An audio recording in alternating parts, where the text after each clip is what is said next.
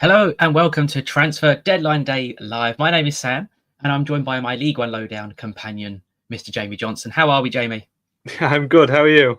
Yeah, all good. Thank you. So, a bitty bumper show. The first half is covered by myself and Jamie, and the second half of the show will be covered by the Fourth Tier Fever podcast. So, let's get cracking. I think we'll start off with probably the biggest move of the transfer window so far in terms of football.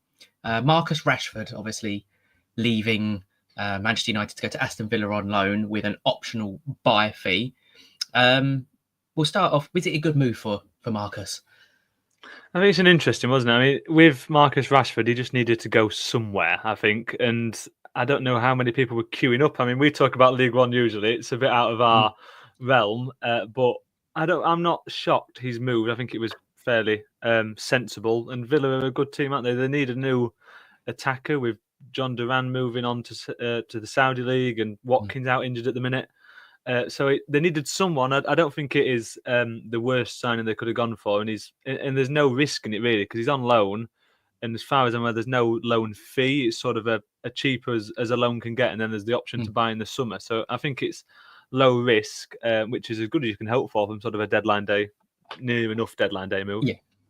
Yeah, I totally agree. It's a shame he didn't go abroad, is my only thought, because it takes him out of that media spotlight. He's still going to have. The media love to get on players' back. They pick a player and they will go for him. It doesn't matter how good they are. Like when Rashford was in form, scoring 25 goals a season for United, they still went for him. So hopefully he can find his way back to form. And we know what Unai Emery's like as a manager. So hopefully it works out for Marcus. So we'll move on to one of those sort of podcasts where we feel live streams where we're going to be constantly not looking at the screen. We've got sort of like 2 or 3 different screens, bits of paper and everything. So as much as it looks like we're not looking at the camera, there's so much else going on the other screens. We've got to see what's going on everywhere else. Yeah, and if you want any discussion points about your own club, put them in the YouTube comments or the Twitter stream, wherever you're watching, and we will do our best to get to them. But we'll concentrate on our own clubs for now. So, Jamie, you can talk about Doncaster Rovers and Lincoln City. Yeah, so Doncaster, there's no real stuff. I don't think there's anything expected today. I know they've got a couple of the only options are out, so there's no one else coming in. I know there was a few bits on the Doncaster Free Press about Kyle Hurst being one of the players sort of that they're feeling for loans for. But I mean, it's been a decent enough window. They brought in 3 loan players: Rob Street, one of them from Lincoln, and Ennis from Ethan Ennis from Man United, Charlie Crew from Leeds. So they brought in 3 good loan players who have. Rob Street's made an impact already, a couple of goals. Charlie Crew looks fantastic. Ethan Ennis has been sort of the letdown of the 3, but it's very early days and it's his first proper loan into the EFL. So they're all sort of made an impact off the bat, which is always what you want to see from a new signing. And loans, it's exactly what is needed. And Ben Close has been sent out to get a bit of football in the National League with Eastleigh. So I don't think it's been a bad window at all. I think you go into windows expecting a lot, no matter if your team needs it or not. And it's been a very consolidating window, and they've brought in Doncaster what they needed and let go a couple of those players who were on the fringes and lightening the squad a little bit. And Lincoln has been a little bit of a similar story, obviously, to the team I cover, and they've done the business they needed to do in terms of bringing in an experienced striker. That was what was said at the very start. And it's been the whole month has been, we need an experienced striker. And they got one in James Collins, who scored 2 goals in 3 games. Should have scored against Blackpool in between that as well. So he's made like the couple of players at Doncaster, made an instant impact at Lincoln. And I think that will prove to be a good sign and exactly what they needed. And that has really been sort of the main business of the window. Sam Clucas hasn't featured yet. So that is one to keep an eye on in terms of he's ready to go, Michael Scabala said to me last week. So when he does go, that is the bit we're waiting on now. But James Collins has made his instant impression, and I guess Dylan Duffy leaving permanently is the interesting bit of the window. I don't know if you saw that one, Sam. He left on loan and then a day later left on a permanent. I think the story seemed to be that he was let out on loan so he could play the game on the Tuesday night because the paperwork on the permanent deal hadn't been fully arranged. But that surprised me a little bit in terms of him going out permanently. But it's been a fairly quiet window at both Doncaster and Lincoln, all things considered. Yeah, in terms of Orient, we are expecting, I think, 2 in this evening. Not as quiet for Martin Ling. His phone's probably buzzing away. In terms of that comment to Frank Nubler equipment, I really hope not. And I hope it's not like last January where we ended up with Kyan Edwards and Daniel Aduajai, which was slightly disappointing. There is a rumour of Randell Williams joining from Bolton, a player who I've admired since his Exeter days and wanted us to sign for a long time. So hopefully that gets done. We are desperate for another centre-half with the injury to Omar Beckles. I'm not as concerned for a natural number 9. You've got people that can fill in. Perkins can play there. Danajai Backfit can play there. In terms of the 3 that have come in, Sonny Perkins obviously was on loan at us. He's joined permanently. I'm not fully against it. Technically, I think he's a decent player. His off the ball work's massively improved. I think he just needs to find that home, and hopefully he's now got that. Azim Abdullahi scored a hat-trick on his second game for us, so great work. And Dilia Markande had an exceptional start to the season at Chesterfield and got his move up the league and has already scored 2 goals as well. So we've had by January standards, we've had an excellent January so far. Hopefully we get Randell Williams in. Hopefully we get another centre-half in. And who knows what... I think both of our teams are probably looking for that 6th place. I think both Orient and Lincoln probably can't. I don't think we can push any higher than that. Regardless, I know the table's really tight, but it probably is a battle for that final playoff spot. Any ideas on... I'm guessing that's Birmingham City signings. The only rumour I have seen about Birmingham today is a Korean left-back. You can do what Steb did on one of our podcasts a couple of weeks ago. We've... one of the Birmingham players butchered his name. So if you were going to attempt similar. I don't know the geezer's name, so I'm not going to attempt it as of yet. If I see it pop up on my timeline, I will attempt it. But I am quite good at butchering names as well. So the butchered name live stream this is going to be. Yes. Breaking news, a bit of breaking news already. Aston Villa have agreed to deal to sign Chelsea defender Axel Disasi. Doesn't say if it's a loan deal or not. But Chelsea seem to be flogging everyone once again. It's one of those on the way. Matt Law at the Daily Telegraph saying that an agreement in place to sign Disasi on loan for the rest of the season from Chelsea. I think Spurs were also one of the teams in for him, Disasi. So it seems like perhaps Villa is the move for him. And we mentioned Marcus Rashford right at the top, perhaps another move before the end of the window for Villa. Yeah, 100%. So what we're going to do is, because we are naturally a League One team, we're going to go through some of the teams, and we're going to pick out a couple of teams in League One and just go through them. But if you want us to discuss Championship, Premier League, stick them in the comments. We're going to try and leave League Two to a bit later on when the 4th tier lot come on, just purely because they obviously know more about us. We have a Walsall fan in the comments asking for another striker. Obviously with Nathan Lowe going back, I mean, and Jamil Matt, I believe, is also injured. Probably another striker is probably high on their agenda. So let's try and get this screen up and going. So here is our lovely little Canva document we have of every single League One club. As of 7:59, this is already out of date. So Barnsley, I mean, quickly gloss over Barnsley. Not really much has happened, has it really? They're desperate for a number 9. Whereas the goalkeeper was the one that brought in sort of most recently, and that was Darrell Clark saying he was going to be the number 1, and he got a clean sheet first game, didn't he? So that, I guess, is the only really big news of the window Barnsley wise. Matthew Craig going to being recalled by Spurs and then going on to Mansfield, but yeah, it's been a fairly quiet one for Barnsley.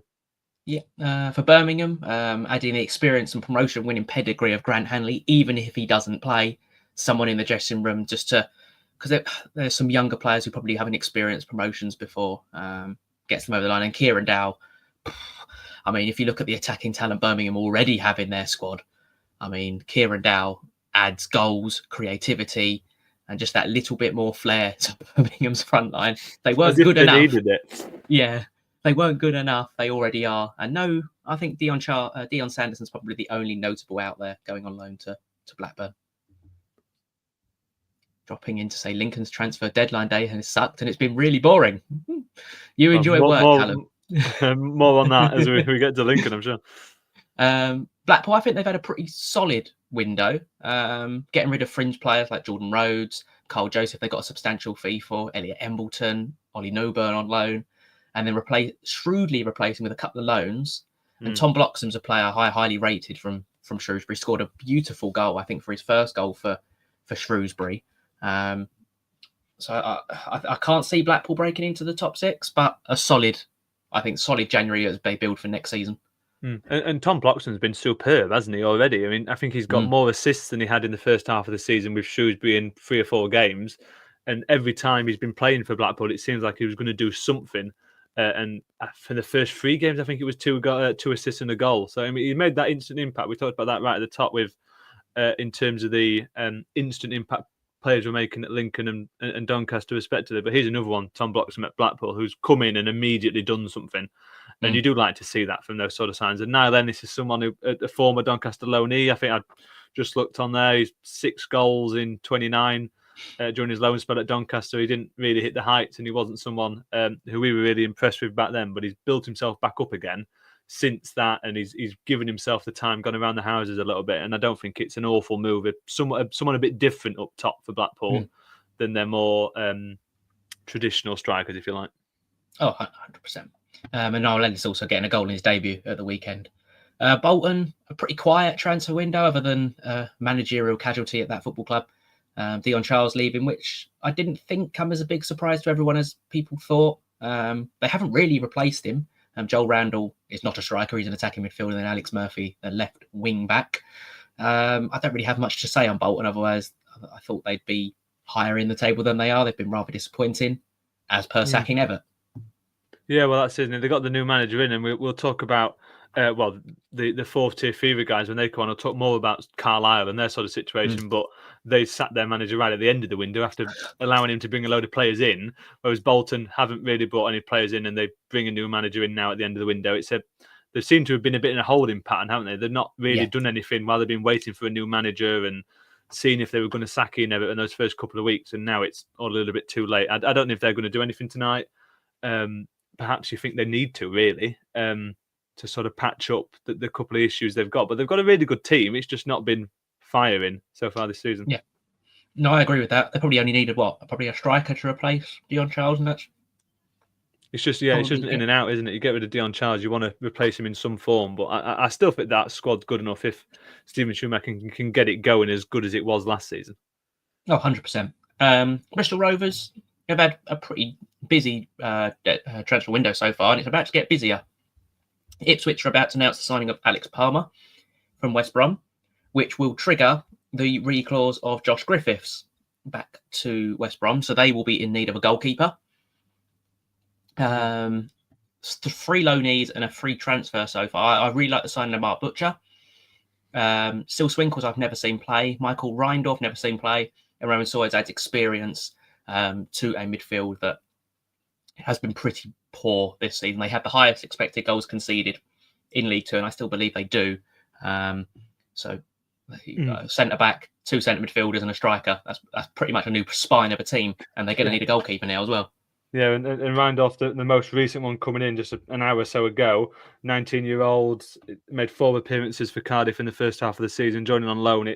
They're saying in the statement that they want to continue his development. So he's not someone they're bringing in to immediately, right, we need some goals off you, because it's about developing him. So it's perhaps not a spine of a team player, if that makes any sort of sense, that he's not been brought in to fix an issue, he's been brought in to develop himself. So I'm not completely sold on the fact that they've done enough, really.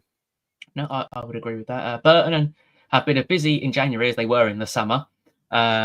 6 out, 5 in, mostly loans here, there, and everywhere. Gary Bowyer's come in, 1 defeat in 8, has got them within touching distance of staying up for the 3rd successive season in a row. In the bottom 4 at Christmas, and they somehow managed to survive every year. I'm still not sure on them. I still think Shrewsbury, and I've said this before, I think Shrewsbury under Gareth Ainsworth's stewardship will be the team that actually survive. But Daddy Bavarson's obviously hit the ground running with a couple of goals. Fabio Tavares, I think, is a really good loan signing, a lot of injection of pace in the front line. But Ruben Burrell has also started scoring their summer acquisition from Cove Rangers.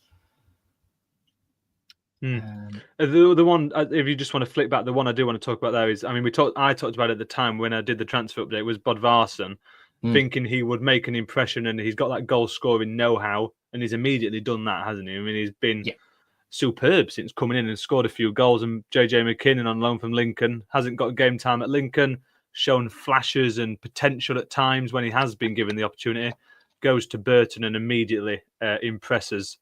So I think it's been some good business from Burton. And I agree with you that if anyone is going to get out of that bottom four, it probably will be Shrewsbury, just because of that siege mentality I described it as in our most recent podcast, with their victory coming from behind and 10 men to beat Mansfield. That is the sort of character and the mental side of things that is the important bit in a relegation fight. But Burton have given themselves a real chance, and Gary Bowyer is a great manager, similarly to Gareth Ainsworth.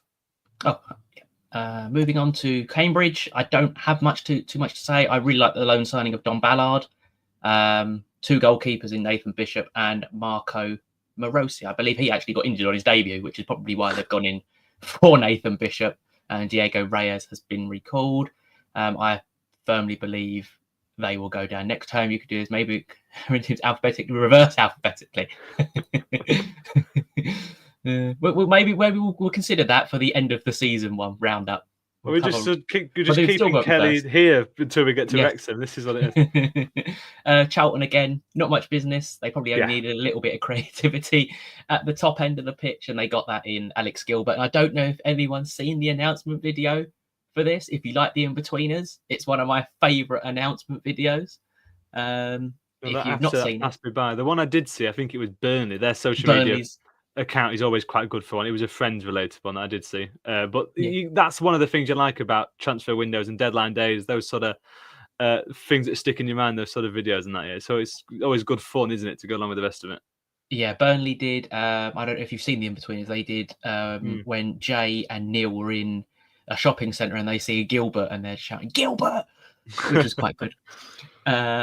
Moving on to Crawley, a team we all expect, I still think, to go down. They had a fans forum last week. The owner said they don't expect any outs. So today they sold Rafiq Khalil to Dagenham and Redbridge for an undisclosed fee. So I don't really have much to say for Crawley, except I think they're doomed for League Two next season. It'd be nice if there's any sort of Crawley fans in the chat or anything like that to provide a bit more insight, if you like, into the situation there, because I mean we look at it and I'm the same as you, Sam. Don't see this window as being enough to propel them further forward than a Shrewsbury, than a Burton, who have shown signs already. Yeah, 100%. Exeter, they have announced another signing. As I downloaded this document, they announced the signing of Ed Turns from Brighton for an undisclosed fee, a player I know well from his time a year and a half at Orient on loan. He's not the biggest of centre halves, but he does get himself stuck in. The main issue I had with him is he follows the ball sometimes and not the man. So he can get caught out in that aspect, but it was very much needed defensive reinforcements for Exeter, who have also got Alex Hartridge back. I'm well assured that Andrew Oluwabori from Halifax is a very good player from Arran. Ryan Trevitt's back on loan for a second time. Joel Colwell in loan from Exeter. So it's basically they're getting a whole new spine as well after the sale of Millen. A lot of loans as well, though. Lots of loans. And as a fan-owned club, it's probably what they need to do, I suppose, as well, isn't it? I was going to put the question to you then. You know a bit about Ed Turns. It seemed a bit of a surprise to me that it was an undisclosed fee, that it was a permanent as opposed to another loan from him. He's only 22. Former under-21s captain for them. So they've obviously thought highly of them in the past, but letting him go permanently was the only bit of surprise in the move for me. Yeah, I think when you get to around 21, 22, he's probably forced that through himself. I'm going to imagine he's probably thought, I'm not going to make a name for myself now at Brighton. And he just probably wants to play football, which is a good thing. Obviously, that is guessing. Well, on that question, Gary Caldwell sort of seemingly put to him, and he said, we believe he's the type of player we want to be signing. We can develop him to help the team. And as a permanent signing, he is here on our terms, and we don't have a risk of losing him. Just tells you what I need to know, doesn't it? They've really put their eggs in that basket, if not. 100%. And Exeter falling down the table kind of needs some sort of reinforcements and positivity around the club at the moment. Huddersfield, we spoke highly on our podcast about Joe Taylor and Dion Charles, so we're not going to go into too much detail. Their form since they've signed them two, however, has been dire. and now they're within touching distance of actually dropping out the playoff places. And Taylor's injured and all straight away. He got in full 90 minutes and at least started his first game and has picked up a hamstring. I think it is an injury he's got. Leyton Orient we've already discussed, so we're not going to stay and discuss them. Lincoln we've already discussed, so we're not going to discuss them. Yeah, the only thing to say on Lincoln, what I'm hearing is that there is not a lot happening at the minute. Obviously, you caveat that with you never know, and it's deadline day. We've still got a few hours to go, but at the minute, it looks like nothing happening at Lincoln. Mansfield, a couple of strikers in. They've had a pretty solid League One season so far. Nobody expected them to be in the top six. Nobody, all four of us expected them to go down, and we've been told where to put that. Especially Callum, who seems to be hated by every single Mansfield fan. I think Jordan Rhodes adds experience at the top end of the pitch alongside Lee Gregory, so they have an EFL heritage frontline now with them too. But there's no pace there, is there? No. That is the concern for me, that they're bringing in. I think that we spoke about this, myself and Seb, a couple of weeks ago, about the fact that they do lack a bit of pace up top, and they've added Jordan Rhodes into that mix, which doesn't exactly help the situation. So that is my concern there. But I mean, he's a great player, Jordan Rhodes. He's great at League One level. He's proven that. I just say perhaps that's not what they needed with Lee Gregory already being there. But Matthew Craig, I think, is a good sign early on in the window. Not been too active since coming in the club just yet, but he's a really solid central midfielder and did great at Doncaster, did well at Barnsley too. Northampton, I don't really have a lot to say on Northampton. Worst team on I go bang on about expected points on our podcast quite a lot, and they are bottom of that table. I think they will be the team that could get dragged in, if not fall down into League Two next year. Yeah, they're only 5 points above it, aren't they? So it's only a couple of games, but they did do a deal 20 or so minutes ago now with Dara Costello coming in. So that is the one to add to our list that was sort of immediately out of date. Burnley on loan, the 22-year-old spent the first half of the season on loan at Accrington Stanley, scoring 5 goals in 14. So a couple of goals there for him, bringing that to Northampton. Yeah, and if we've got any posh fans in the comments, we'd love to hear what has gone wrong at your club this season. I know you lost a lot of experienced players and didn't really replace them. They've had a pretty busy January. Sam Curtis got recalled and they replaced him with Carl Johnston at Fleetwood. Joel Randall left to go to Bolton. I don't think they've actually replaced him. David Ajiboye went on loan to Newport, and Critchlow Nobo left today. There was rumours that Emmanuel Fernandez was also leaving to go to the Championship, but that looks like it's fell through. So they were going to end up with like 2 centre-backs. They're going to end up with Nevitt, who they got from Rochdale in the summer, and Sam Hughes, who they got on loan from League One rival Stockport, who struggled to make an impact there. They signed Joe Andrews from Chippenham Town for an undisclosed fee. I headed straight for the comment section on that, and they were far from pleased, were the posh fans. There's rumours that they're in for 2 more players. What positions one of them's got to be a centre half, but they at the end of the day, Posh could still lose people like Cipriano. I'm quite happy. Orient are about to announce a player to completely change the subject. Not past the hour. Don't get distracted. What are your thoughts on Peterborough? Do you think they could actually get relegated this season? I think it's one of those questions, and you see the name is Peterborough United, and you see the manager's Darren Ferguson, and you see some of the players they have, and you think, well, there's no way. But Poku's out injured. Randall's left in this window, and that squad that was a bit dwindling anyway, with all the loss of key players in the summer, is even less impactful than it otherwise was. So they're in a messy situation. I still think there are 4 worst teams in the division, which is the key at the end of the day. It doesn't matter how bad Peterborough are, if there's 4 worst teams, and I think they're just about will be fine. Though I think it could go down to the last couple of games for them. I don't think they will be out of the woods anytime soon. Like Bristol Rovers could be in a couple of weeks if they keep on the bit of momentum they're on. They could shoot out of the way, and Peterborough, we've just spoke about Northampton, could really get pulled into it, and they could be the couple of teams that could drop below that dotted line. What are your thoughts on Darren Ferguson? Should he keep his job? Does he have a bit of money in the bank, shall we say, after his past couple of spells of him?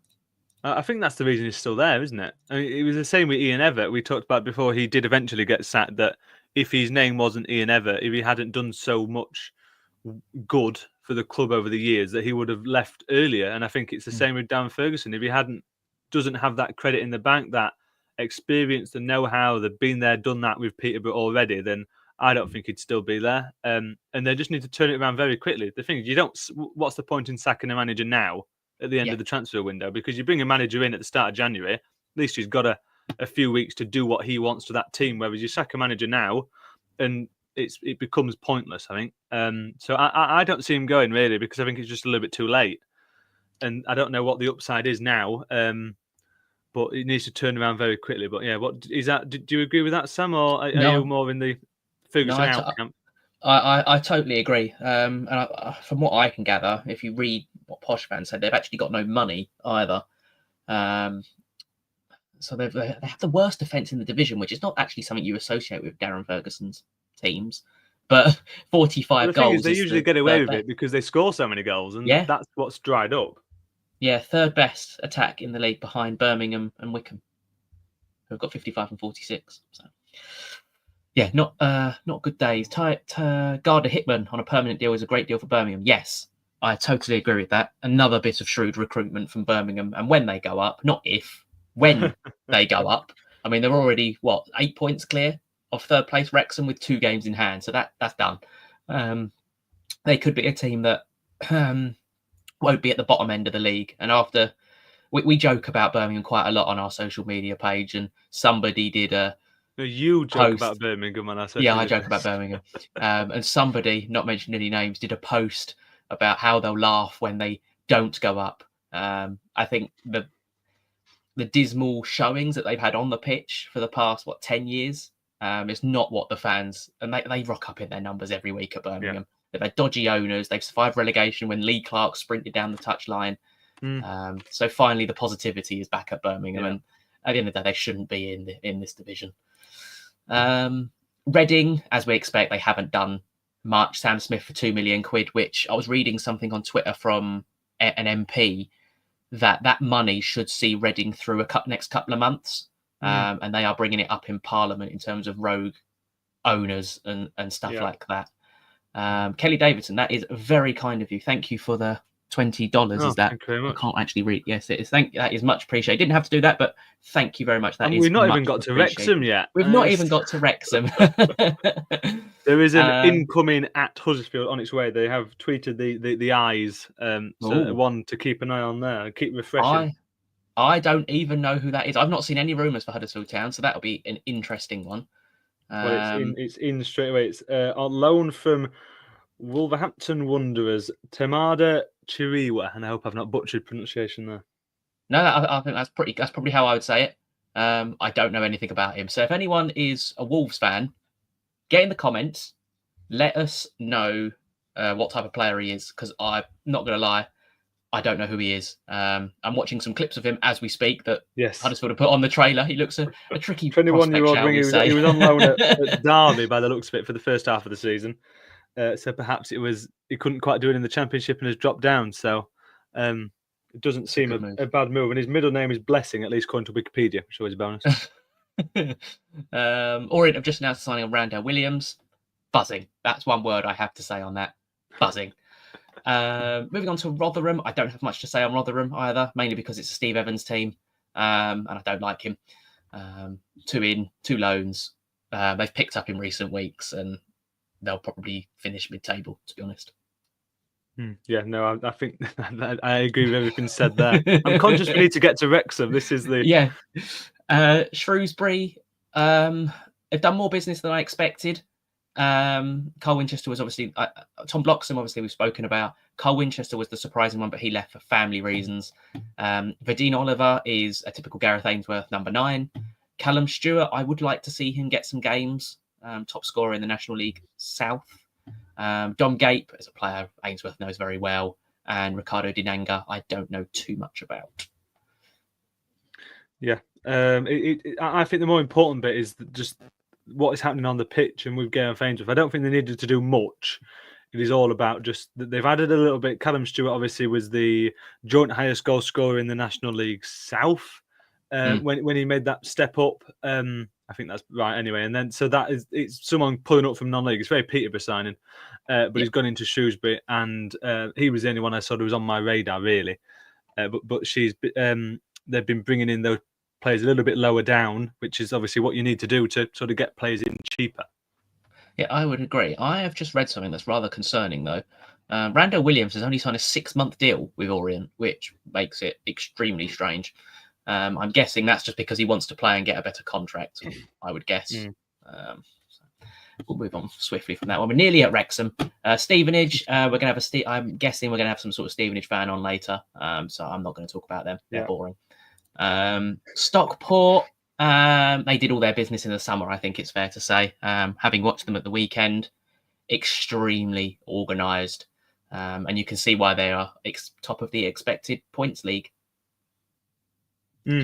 Yeah, I mean, they've done well, I think, to carry on, despite Louis Barry moving on, and they've been fine. I think it's 3 wins in a row off the top of my head. Luis Fiorini, another one on the screen there that was brought in the summer for a decent chunk of change. Hasn't really done anything, not pulled up any trees, and has been sent out on loan. But Louis Barry, the main shock for me and the good part for Stockport is they've carried on at the same nick, and they've not got any worse, to put it in layman's terms. Yeah, I would agree with that. Wigan, extremely busy. There's a star next to Owen just purely because that deal is rumoured to be done and just hasn't been announced. Obviously, that was the one I thought would be announced and it hasn't been. Taylor Asgard, I think, is the one we should pick out from Wigan as leaving. 8 goals so far. Well, 8 goals for them this season before moving to a championship side, Luton. And if you go through their transfers, they've probably recruited quantity over quality. Is that fair to say? Yeah, I think that is probably fair enough. I have to admit, I was reading a message at the time. There some things going through my phone and completely missed the first half of your question. But it's one of those with Wigan. There, they seem to have a little bit to do, and their big loss for me, the one really to pick out, is obviously Taylor Asgard moving on, and have they really replaced him? I'm not quite sure. But you can't say no when there's that sort of money is coming in. Yep, I would agree. Moving on to Wrexham. There we go. The main thing to announce from Wrexham is they're obviously building a new stand as well. I don't know if you saw that today, Jamie, the little announcement trailer. That looks amazing. What I will say about the owners at Wrexham is it's great to see that they value what the community's about. They've taken to the community at that club, which is what it's about at this sort of level. And obviously the on-the-pitch results obviously help and backing the playing staff. Jay Rodriguez is obviously the name that stands out there, an English international, rumoured, I'll use the word rumoured, 15 grand a week in League One is nuts. Doing the heavy lifting, I think. Yeah, it's nuts. But the one I like is Sam Smith from Reading, scored goals in what was a tricky situation. They do now have a plethora of strikers. They've got Fowl, they've got Mullin, they've got Palmer, they got Smith, they got Rodriguez, and I'm pretty sure there's one other who I have forgotten Elliot Lee as well. Well, this is we were talking about this the other day. A couple of some of my friends, and they've got 7 strikers now. Mo Fowl, who they signed, I think it was a reported $500,000. Correct me if I'm wrong on that. He's now their 7th choice striker. Ollie Palmer in the chat there from Ryan Whelan saying that he's reportedly wanting to stay to fight for a spot. Well, he's 6th choice now, 5th or 6th choice, and you're fighting for a spot against the 2 new signings who immediately go to the top of the pecking order. Otherwise, why are you signing them? And you've got Paul Mullin obviously there, Elliot Lee scoring goals still, and it's a really busy. They could have a team bus just for the strikers. There's that many of them. So it shocks me that they've signed both Smith and Rodriguez. Just that it's a little bit like you see Chelsea in the Premier League just sort of hoarding attacking midfielders and wingers, and they can't all play at the same time. But they're 2 great pieces of business. They're 2 amazing strikers for League One. Sam Smith has done it so far this season for Reading. And Jay Rodriguez is a championship striker. I couldn't quite believe it when I saw he was dropping down to League One. So they're 2 remarkable pieces of business. And if they don't manage to stay where they are and go up, it will be a travesty, really, with the money they've spent and the way they've spent it. Because it's all right having the money, you've got to spend it well, and that they've done exactly that. Yeah, 100%. And Kelly is now happy that we have spoken about we the got beloved there. Wrexham. Yeah, we got there. And on to the final team for this brief coverage is Wycombe. I'm going to say something really controversial about Wycombe. Ooh. I know they're 4 points clear of Wrexham. I think they've done too much in January. They've got a new manager who looks like he comes straight out of the NFL. Yes, I did see that on Twitter. It's Mike Dodds, isn't it? Someone had put that bloke has definitely managed the Seattle Seahawks. That was the answer I saw on Twitter. But yeah, no, I agree. Yeah. I know that they're in a really good position, and there's obviously a need to strengthen the squad to continue it. But I think a new manager and 6 new players, possibly going to be 7 once Will Norris is announced. 7 new players. It's a massive overhaul. I know Sonny Bradley's obviously played at League One level, vastly experienced centre half. He was kind of brought in because Caleb Taylor went back. Then Caleb Taylor returned to the club. So they've now got lots of good centre halves. The 2 Danish lads I don't know anything about, and it will take time for them to adapt. Yeah. James Berry's obviously come up the league, and Adam Reach won't be match fit. It's going to take 2 to 3 months to get Reach sharp and ready. Yeah. So I'm not overly sure Wycombe still finish in the top 2, just purely because I think that's a really big overhaul. And with the manager being included in that, it's probably not ideal.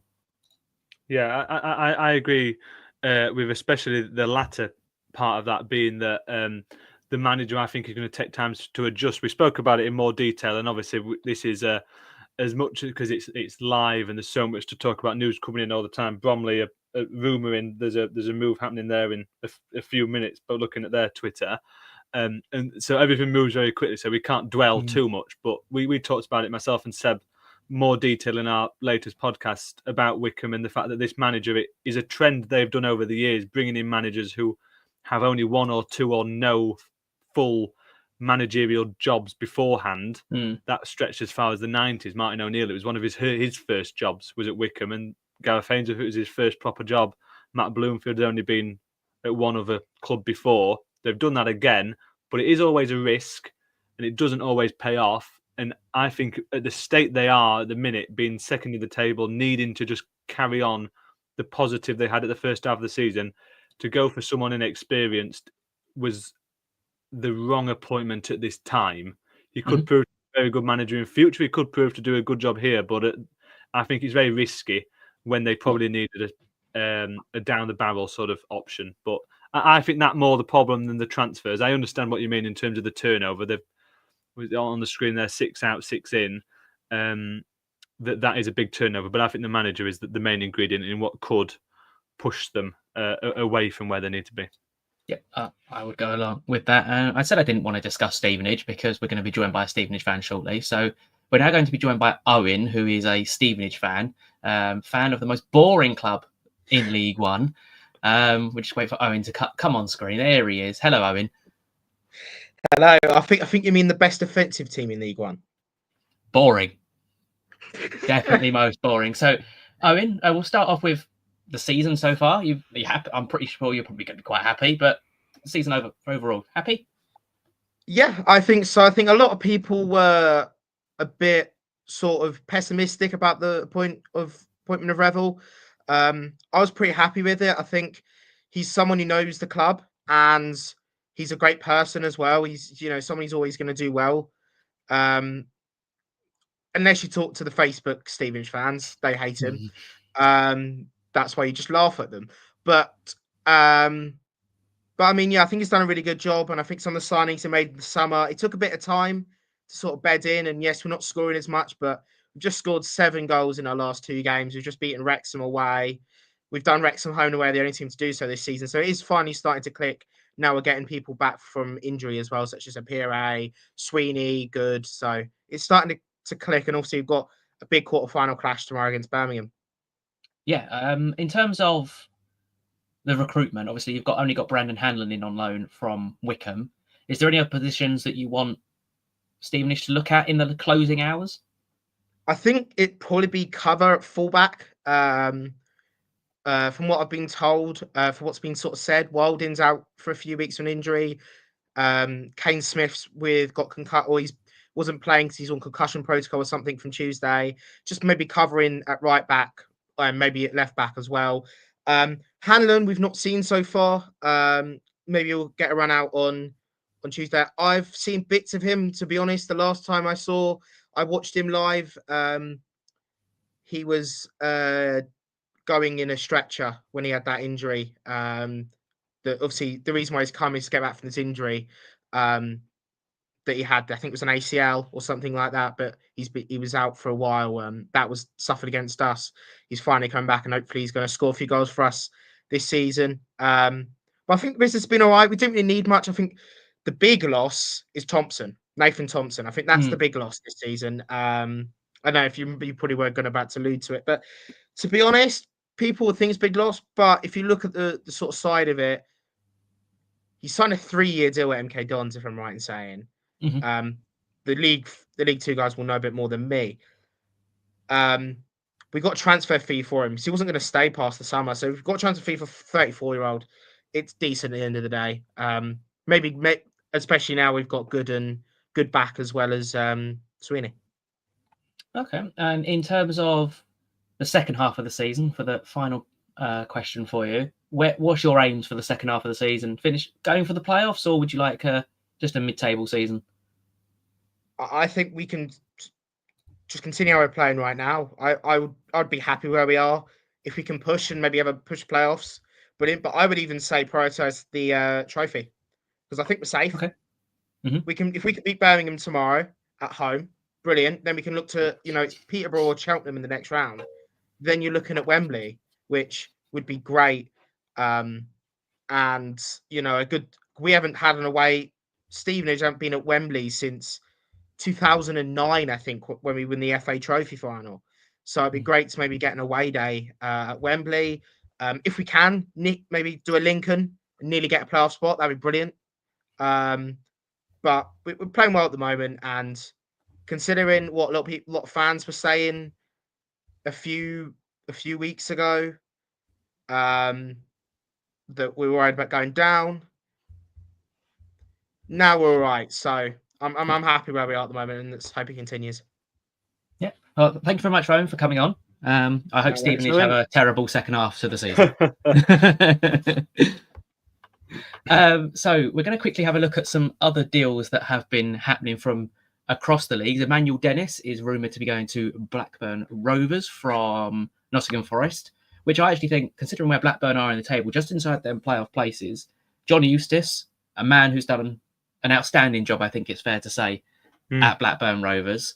It'd be cool to see someone different back in the Premier League. The Emmanuel Dennis that I remember triple captaining on the Fantasy League a couple of years ago. Yeah. They had a double game week back when he was at Watford, and that I think he got sent off in the first one. But Blackburn they're a proper team out there. They're a proper old school top flight team, and it'd be nice to see them back in the mix.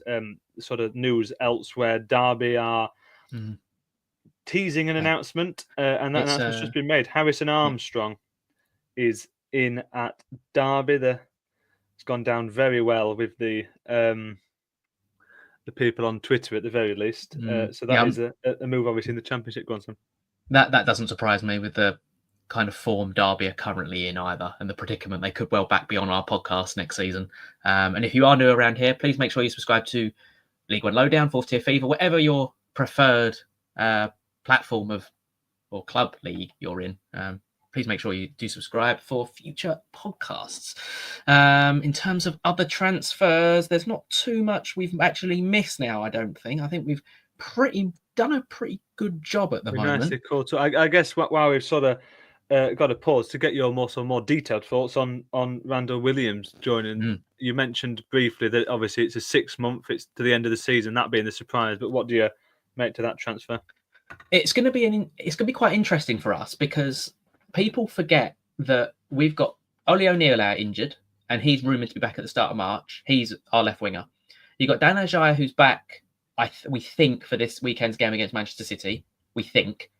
He can play on the right, he can play on the left, he can play down the middle, which makes me believe we're not going to sign another striker because Ajaya can play there.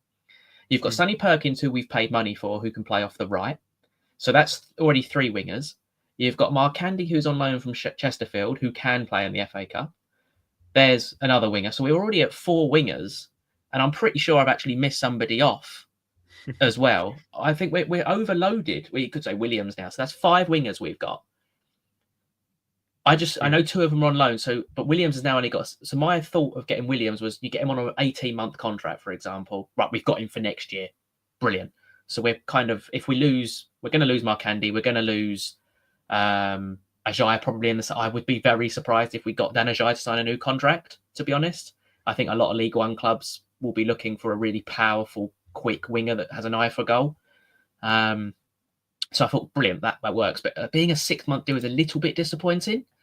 But there's 2 ways you could look at that. He's now going to come in.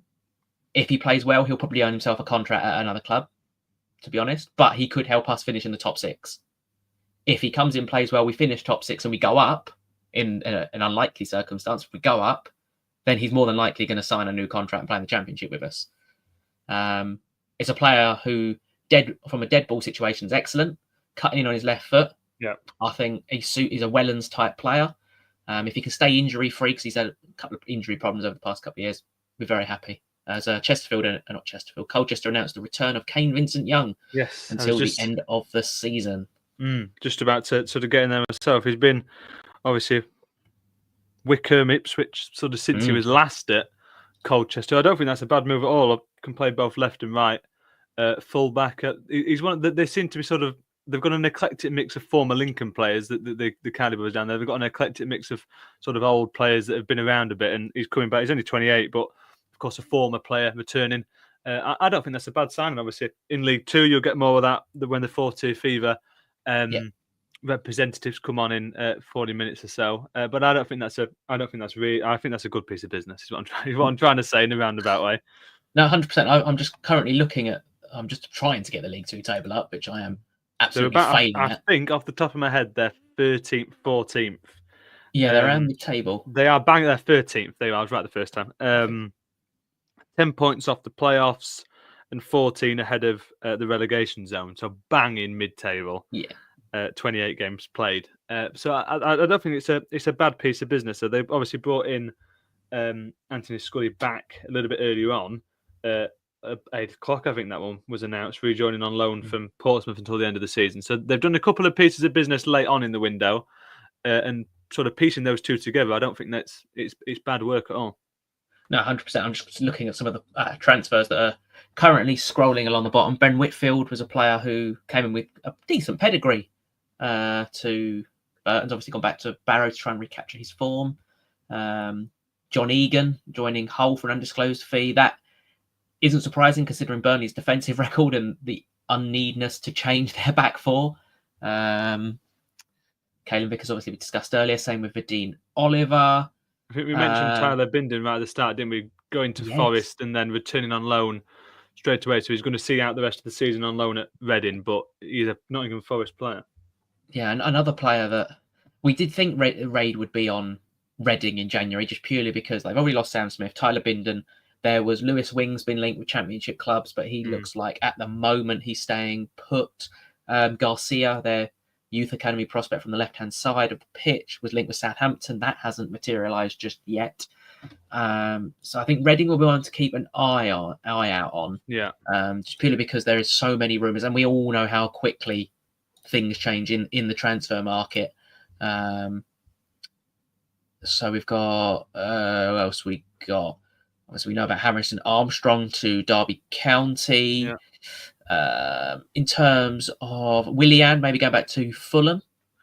Yes, that is. I had a little bit on that to save. I can navigate to the right section of my notes in front of me. But yeah, he's one of the ones that have been sort of rumoured in the past hour or so. Fulham considering a deal to re-sign Willian, who is a free agent after leaving Olympiacos. I think it was the Daily Mail that reporting that. So it doesn't have to be done tonight because, of course, a free agent, there is no deadline in terms of that. But that being considered by the sounds of things, and Spurs, they have the links all day have been with Matthias Tell, and they will have a buy clause in the contract according to the Evening Standard. Okay, that's surprising because it was quite funny. He obviously watched Spurs at the weekend, thought they were all right against Brentford because he obviously rejected them. Then saw United play and thought, "Oh my god, I don't want to go there." And thought, I "Oh, need to Spurs pick won. one. I'll go to them." Well, apparently it was the conversation with Vans Postecoglou, wasn't it? The Daniel Levy went out there.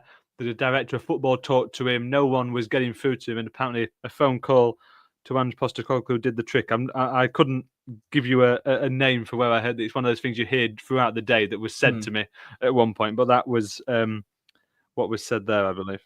But yeah, so they will be able to sign him permanent at the end of the season. Seems to be the call there. Nothing permanent just yet, but that coming from Dan Kilpatrick from the Evening Standard. And obviously Spurs have already made one acquisition in January with the signing of Danso as well. A much needed acquisition to the Well, they didn't half need a centre back, didn't they? Oh, just a little bit. They could also do with a striker, which is going to be Tell. But if they get everybody fit Spurs, they will be all right. I think that's fair enough to say. I know they're in the market for another centre back, aren't they? But Mark Gahey, I think 70 million was the rumoured offer they put in there, and it's been turned down because they've got a little bit of move. Dragisin now injured for the foreseeable, so they're still looking at Spurs by the seams of things. Yeah, I'm quite happy you mentioned Gahey because it was quite interesting. He's got 18 months left on his deal, and Palace rejected 70 million quid for him. Balmy, isn't it? Yeah, football has gone mental. And we were complaining, Lincoln fans were complaining that Poddy O'Connor, the bids have been rejected there and he's out of contract in the summer. And that is not exactly 70 million flying around there. It's a lot of money to be turning down. Yeah, so we're going to be joined by our second guest now. We've got a Middlesbrough fan waiting in the wings to come on. Obviously, they're in the derby that's apparently not a derby against Sunderland currently right now. Many ins and outs at Middlesbrough. So we'll start off with the same question. How do you find the season, John, at Middlesbrough so far? It's interesting. I feel like we're at where we're supposed to be, in and around playoff hunt. Chasing playoffs. I would like us to be in the playoffs by the end of tonight, hopefully. But I can't complain considering how we've performed this year. It's been such a rocky year. We started so slow, then we had that hot streak, and now we kind of cooled off again. Just kind of weird all over the place. I guess to jump in on the most recent news, I think it's half time at the game at the minute. But Kelechi Iheanacho, former Man City, Leicester, of course, in on loan from Sevilla for the rest of the season. That is a high-profile move. Is that a good move, do you think? I think so. A lot of Borough fans are very divided on it because they say his goal-scoring record is spotty and his health and such. I think it's good. We get a good veteran to go alongside Tommy Conway, maybe a bench option. We have Morgan Whitaker. We have Samuel Illing Jr. we got from Aston Villa. But I feel like he's good to go up top. He might be a good stabilizing presence for the likes of Conway. It looks a great move for me. I mean, and Sam, I'll hand back to you in a minute. But I think that's at least on paper, a great move because he's been there and done it a lot higher up in the football pyramid, in the football structure, if you like, more globally. But so you happy overall with business in January? Overall, I would have. Yes, I am. I would have liked to see us get a defensive midfielder or a center back because we let Matt Clark go to Derby. What was it, a week ago now or so? And I would really like us to have another center back or a midfielder just because if Morris goes down again or if Hackney goes down, we have Dan Barlaser. I mean, while he's got a quality foot to him, we'd have no one else to back it up. And sometimes Dan can just hoof it, the crosses, and just it's just you would like it to be better, but on paper, I think our squad is pretty loaded, especially in the attacking areas. And what are you hoping for the rest of the season? Ideally, 5th or 6th place. I'm not going to shoot farther than that just because we're so behind the likes of Sunderland and Burnley. We're not going to catch, Leeds or Sheffield United by any stretch. But I feel like, 5th or 6th place gets us in a good position. And I think if we get there, I don't think you can bet against us reasonably to say we can't make a run. And someone like Iheanacho has done it in those high pressure situations. You're currently fifth, obviously. There is a 11-point gap to fourth, but there's a lot of teams chasing for those last 2 playoff spots, aren't they, in the Championship? Oh yeah, it's. I mean, if you look from 5th to 10th, I think it's a 3-point margin. Yeah. So it's very thin. A win tonight would be massive, just to get us a little bit of breathing room from everyone else. I'm not expecting it, but it would be ideal. And yeah, like you said, Iheanacho is just so good at those pressure situations. Him behind like Vardy and Daka kind of probably hindered his playing time a little bit too, I would say. Yeah, you mentioned 3 points, that gap. It's 5 points down to 13th. Like that's to the bottom half, and it's still only 5 points. It's a very close division. Yeah, we're only out of the playoffs because of goal differential, which is crazy to say. I mean, if we get a point, if we somehow hang on for a point tonight, we're in the playoffs, I think, over West Brom. So you're currently in there. You're currently 5th, don't worry. Really? I thought, wow. Yeah, okay, yeah, because Blackbird's goal differential is atrocious. But yeah, if we can hang on to that point, I would like that. I just wish our defending wasn't so bad.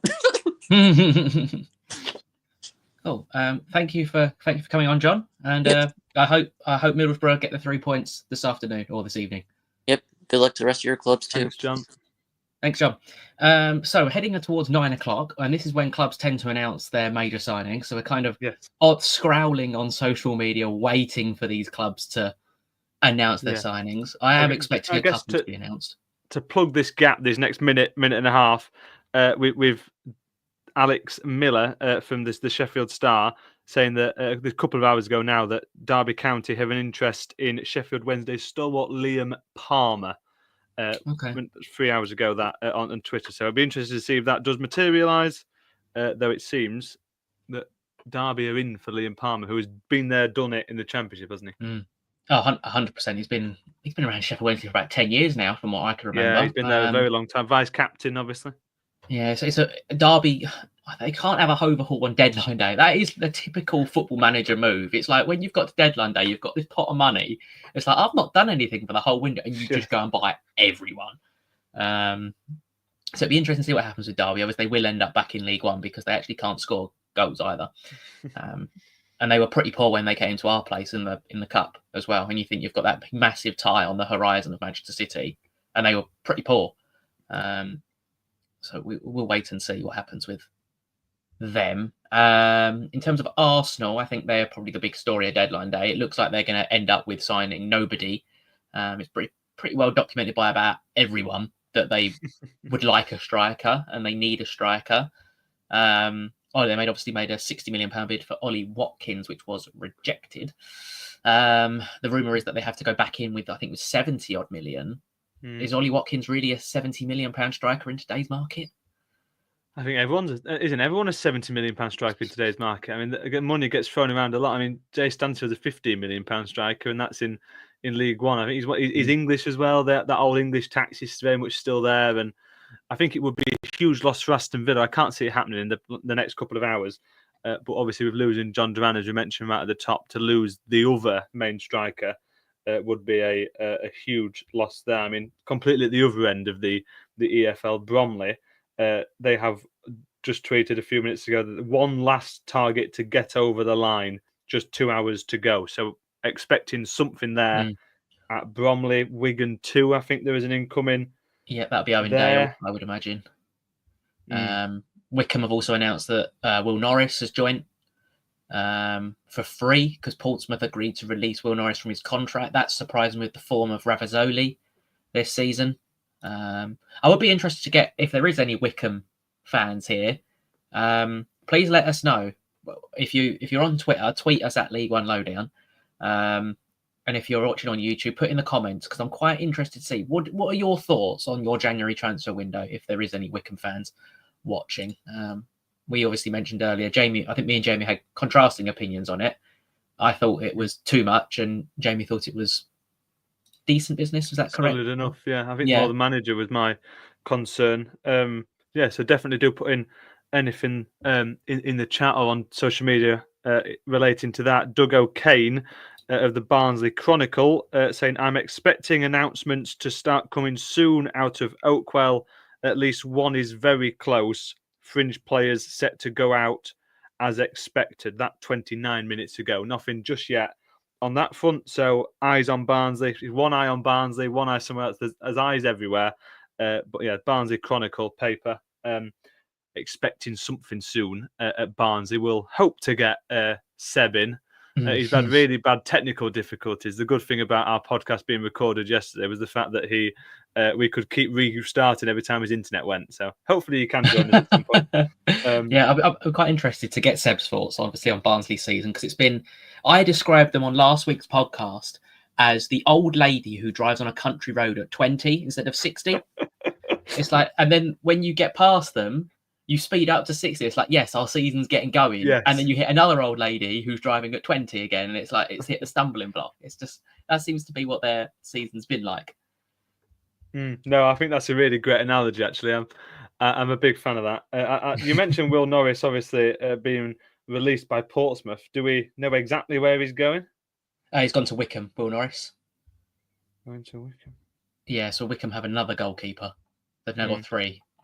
Well, the thing is, as much as obviously, they didn't need one. He's a cracking goalkeeper. Well, no, I think he had the most, or at least the joint most, clean sheets last season in League One. Obviously, promotion title winners. Interesting that they've agreed to let him go, though. I've also seen a deal. Obviously, Wigan had a bid accepted for Sarpong Wiredu from Fleetwood, a player who, if you watched him last year, he is a unit. Like, he was one of them players you picked out that Fleetwood side that could easily move up. He failed a medical earlier today at Wigan. Which is a bit of a shame. We're just waiting to see what this Wigan signing actually is. In terms a little bit. I think. So yeah, go on. Sorry. No, go on. I was going to say a little bit earlier on, near enough 2 hours ago now. Time does fly. That Harrogate Town going on loan to St Johnstone of the Scottish Premiership. Stephen Duke McKenna, who is a really flashy player. The few times I've seen Harrogate this season, he has been the one that stands out. So a little bit of a surprise to me that they let him go out on loan. Yeah, especially because in their league position as well. Yeah. Speaking of League Two, it won for the League One lads later, but the favourite for the Carlisle United job, I don't know if you saw the rumour earlier that they wanted Steven Gerrard. Yeah, I did see that rumour. That is very much get attention on the club talk, isn't it? Yeah. Because it was phrased as the American owners are thinking about approaching Steven Gerrard. So it was very much, this is not going to happen, but it gets us in the Daily Mail, which it did. Yeah. Come invest in us, please. We need attention. If we find all these new players, I just can't get my head round. So obviously they had Paul Simpson, club legend. He gets sacked. Mike Williamson I think it's pretty well documented, was going to get sacked from MK Dons in about 2 weeks. They've then decided to pay his release clause at MK Dons. So they've paid quite a fortune for him. Got him in. They've done terrible up till January. They've bought 12 new players in January. So he's got players that he now wants, and they've sacked him.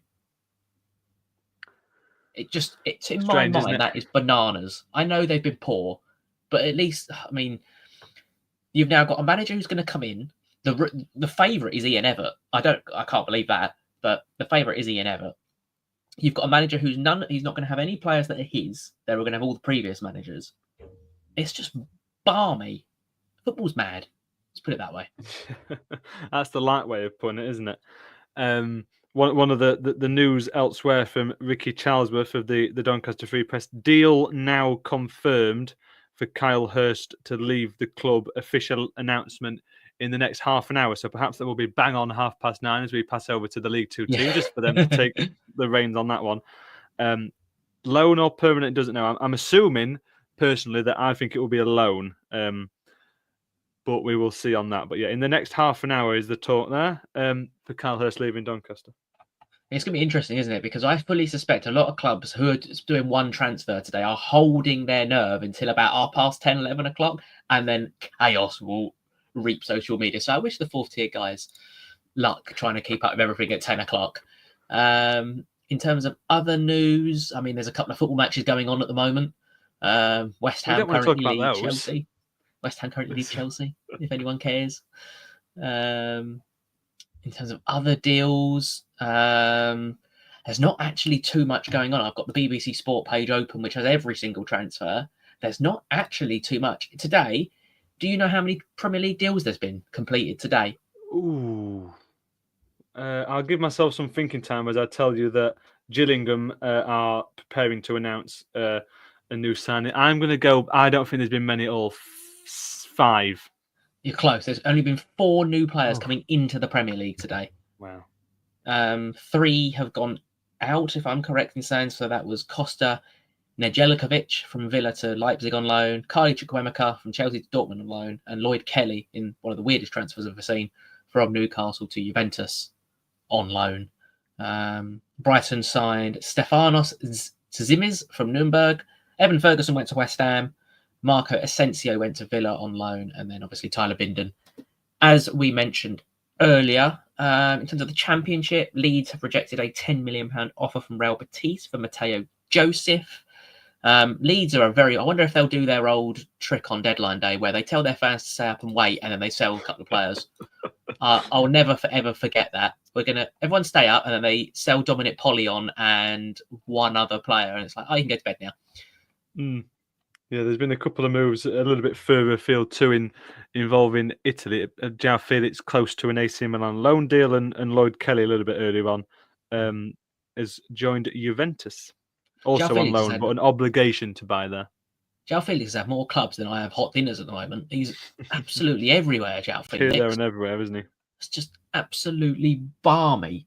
In terms of other transfers... And my highlight of transfer deadline day so far is a tweet from Matt Ramsey, who says, in relation to Nathan Bishop joining on Cambridge United on loan, the lack of Bishop joins Monk at the Abbey puns here is a real disappointment.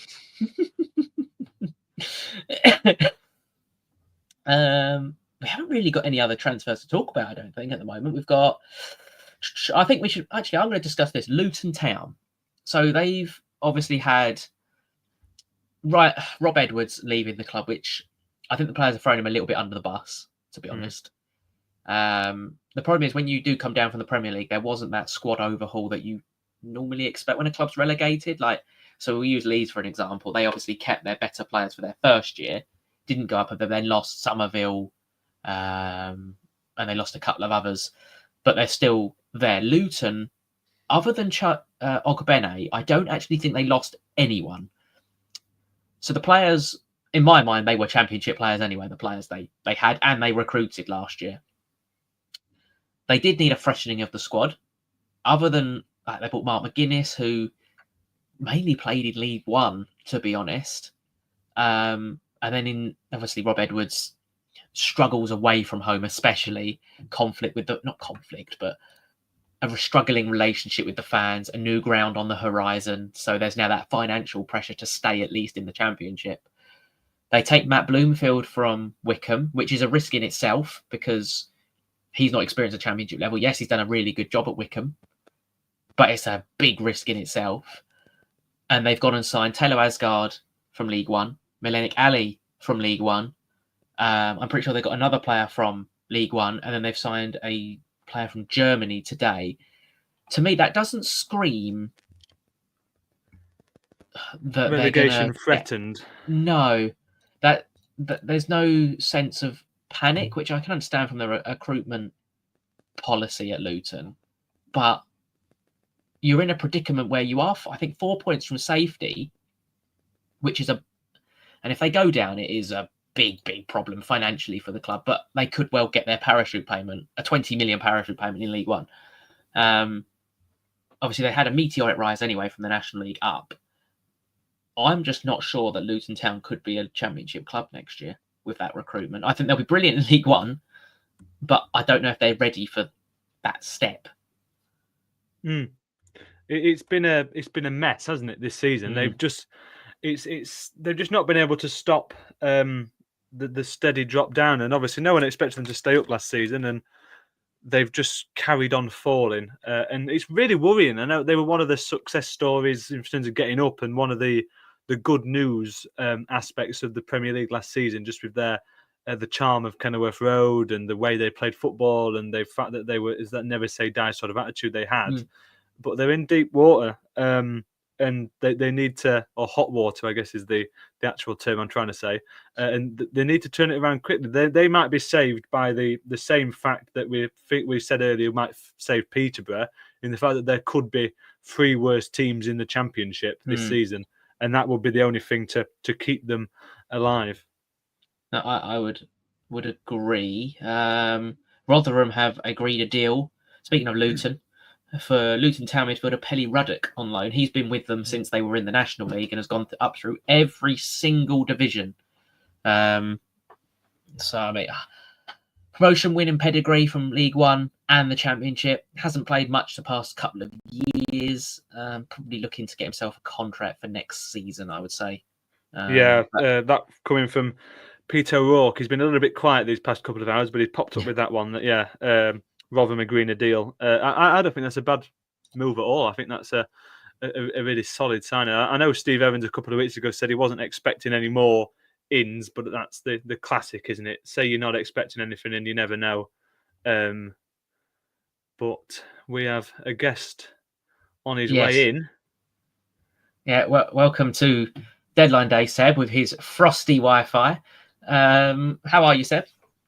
I'm good, thank you. Yes, good. Thanks. Hoping everyone can hear me okay, and that can hold up. We have to get there quick before your internet drops out, don't we? Really? Oh no, we had Sam. I don't know if you're aware, but we had a few issues yesterday. Well, more than a few actually, but I'm here and I'll be well here for good. Yeah, frustrating one, I guess at the minute. Being a Barnes fan. There's still no deals done in terms of today as of yet. There's been a report that there's an incoming due very soon.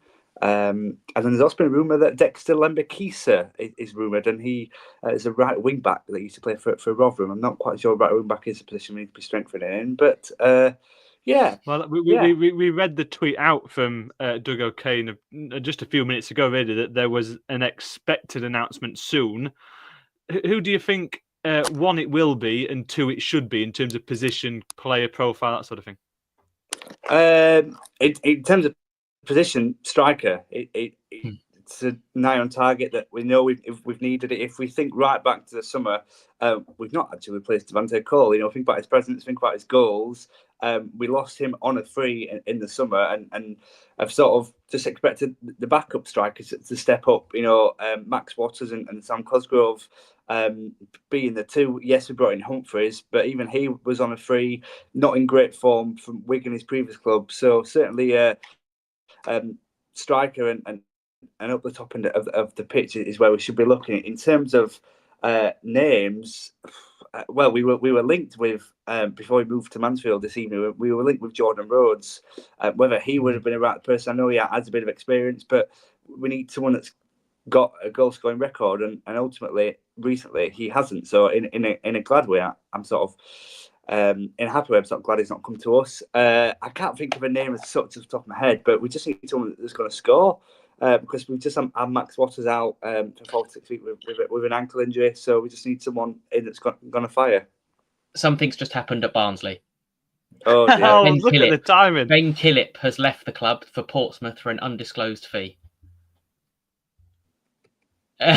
Immediate reaction, Seb Jones. Are you being serious? Yeah, Ben Killip has joined Portsmouth for an undisclosed fee. Everyone at Oakwell would like to wish Ben for all the best. Yeah, the comment section's carnage. What? Yeah, Ben Killip's gone. We'll throw you right on the spot there, Seb. What? We talked about half an hour ago that Will Norris has been released by Portsmouth. They've got their replacement. What? That's just like brilliant. I thought you were kidding, Sam, when you said that. Like, that is just. If I was kidding, I'd have chosen a much better player than Ben Killip. Well, yeah, but I don't get it. Up until literally on Saturday, he was our first choice goalkeeper, and has been pretty solid, and clearly not happy enough to be number 2, given his sort of decent performances up until that's bonkers. That's bonkers, really. Yeah, and Bristol, Portsmouth, it's a funny one. You mentioned Will Norris. Well, it's rumoured that he actually refused a move to Barnsley a few days ago, has now left Portsmouth, and then his replacement is Ben Killip from back. What the heck is going on here? Right. I might just go. I might just go. What? There's been some other moves elsewhere to sort of dive in. Yeah. Oxford United. Come on. Oxford United confirming that Kyle Edwards has gone to Stevenage on a permanent deal. But that Barnsley news has sort of blown it all out of the water these last couple of minutes. It was the opposite of what the reports were, that there was going to be some ins. There's been there's been a big out there. There's one coming in at Wycombe. We've hit the bullseye, their tweet. So I'm assuming that will come at p:30. Another one to add to Sam's already unhappy, bloated, too many signings. But I mean, that must change the answer to this question. So I was going to ask you before, Ben, what do you think to the window as a whole? But I reckon the answers to that has changed now. Ben Killip has left. Yeah, I've just completely lost for words, really. I guess, in fairness, that does mean there were going to be a few outgoing, including Jackson Smith, who would have been third choice goalkeeper, but now he's promoted to second choice. I guess that means he won't be going out. There's rumours that he was going to go out on loan, but I imagine he'll stay at the club to just offer protection to Joe Gowsey. I don't know. That sort of ended the window on a bit of a sour note, because he has been the first choice goalkeeper, as I said, up until Joe Gowsey coming in last week, and clearly just not happy enough to be number two. But I don't know Portsmouth that well, but I imagine he's going to go in as number two there. I don't imagine he'll be starting. Well, was he number two at your place now with the new goalkeeper coming in? Darren Clark said he's going to be the number one. Yeah. So he would have been number two. So he's gone from being number two in League One to number two in the Championship, which, I guess it's an improvement. But I'm not really sure. If his age never played at Championship level, I'm not quite sure. But evidently, a deal has been done in a matter of days since Gowsey, the new first choice, signed on Friday. Darrell Clark came out in the press and said he's my new number one. So evidently Ben Killip is unhappy, spoke to the club, and the club have got a deal done in a matter of days, and he's off. So, certainly not the first deal of the day that I expected to see from a Barnsley point of view. But, I know Sam Cosgrove and Josh Benson have been rumoured to be sort of loaned out, at least, and I'm surprised neither of those two were the first to exit the door. But it's going to be a late one, I think, for Barnsley tonight. I hope you've got the caffeine. Hope you've got the caffeine. Oh, Seb has. Go again. We were doing so well. We got through 5 or 6 minutes before the internet went. We just as it was about to go. There's been another goalkeeper move. Alex Palmer from West Brom to Ipswich. But nothing's beating that Ben Killip moment there. So that is that's brilliant. Somebody just needs to clip that. Someone needs to clip it. Someone behind the scenes, please clip Seb's immediate reaction. When he said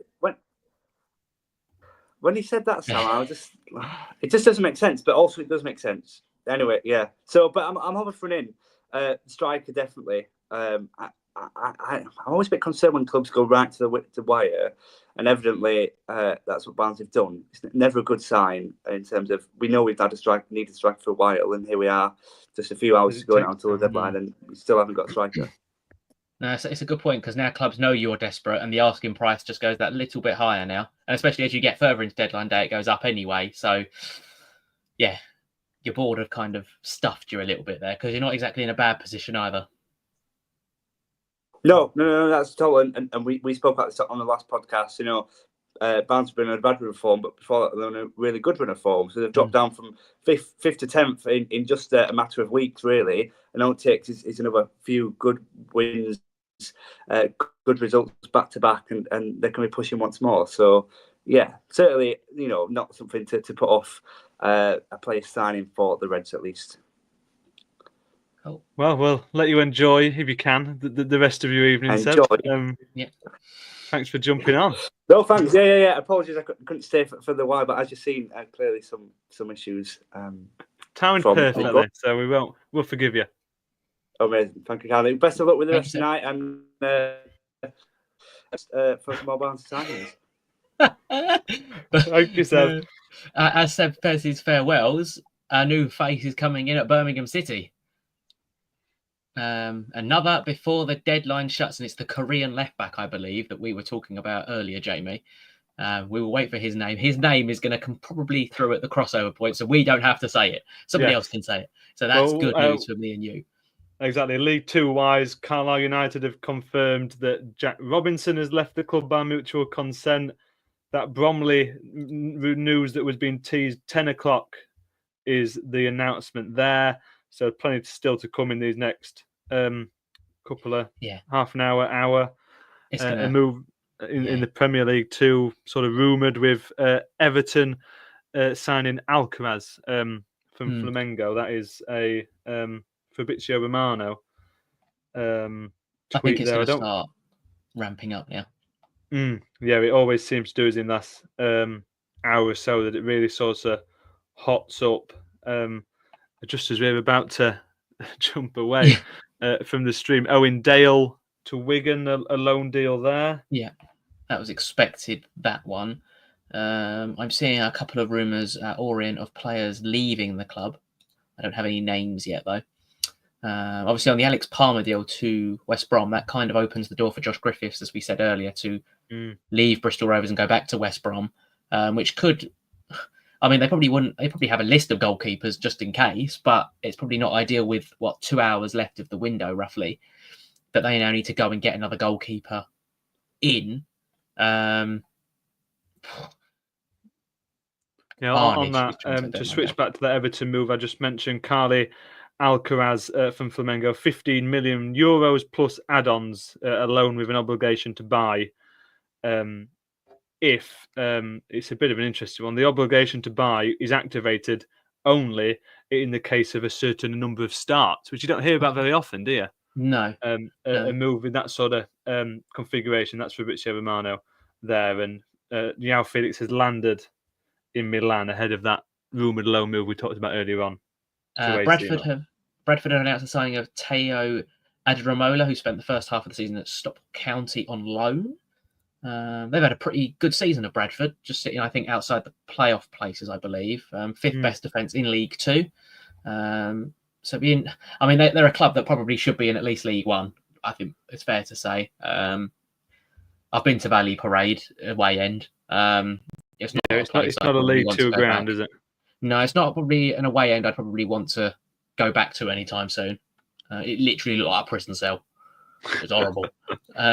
Where you go to some clubs, and I'm going to use Lincoln as a really good example, completely not related to transfers, but I'd like to talk about some other clubs. Like Lincoln's away day was one of the nicest I've had in terms of the family feel. Because you met me there before the game, I did wasn't meet you it? there, yeah. And it was bloody absolutely tipping it down with rain. Took it. I remember that. Yeah. I remember the little family area you've got outside the ground. That was really cool. It just sells every bit of food you could possibly want. The bratwurst was particularly delicious. In terms of, we might as well talk about this. Manchester United. I mean, it's the topic on everybody's lips. One transfer in a left back, which is probably what they needed. But they now only have 4 contracted forwards in Garnacho, who they tried to sell. Yes. Amad Diallo, who we can all agree is their little star boy at the moment. Xerxes, who's been as useless as a pole. And Rasmus Højlund, who can't hit a barn door. Yeah, I mean, it's a sort of murderer's row, isn't it, of attackers? They're not looking in any sort of direction of being able to turn things around. I mean, it's one of those, everyone knows what's going on at Manchester United, don't we? Because it's on the telly all the time and that sort of thing. Malacia going to PSV is another one that's been sort of linked over the past hour or so. And it's just a mess, isn't it? That they seem to spend a load of money and be exactly where they were before, or even worse than they were before. And Ruben Amorim, as much as he's struggling in these early days, perhaps it's obviously not all his fault, is it? His first 7 home games, he's lost 5 of them.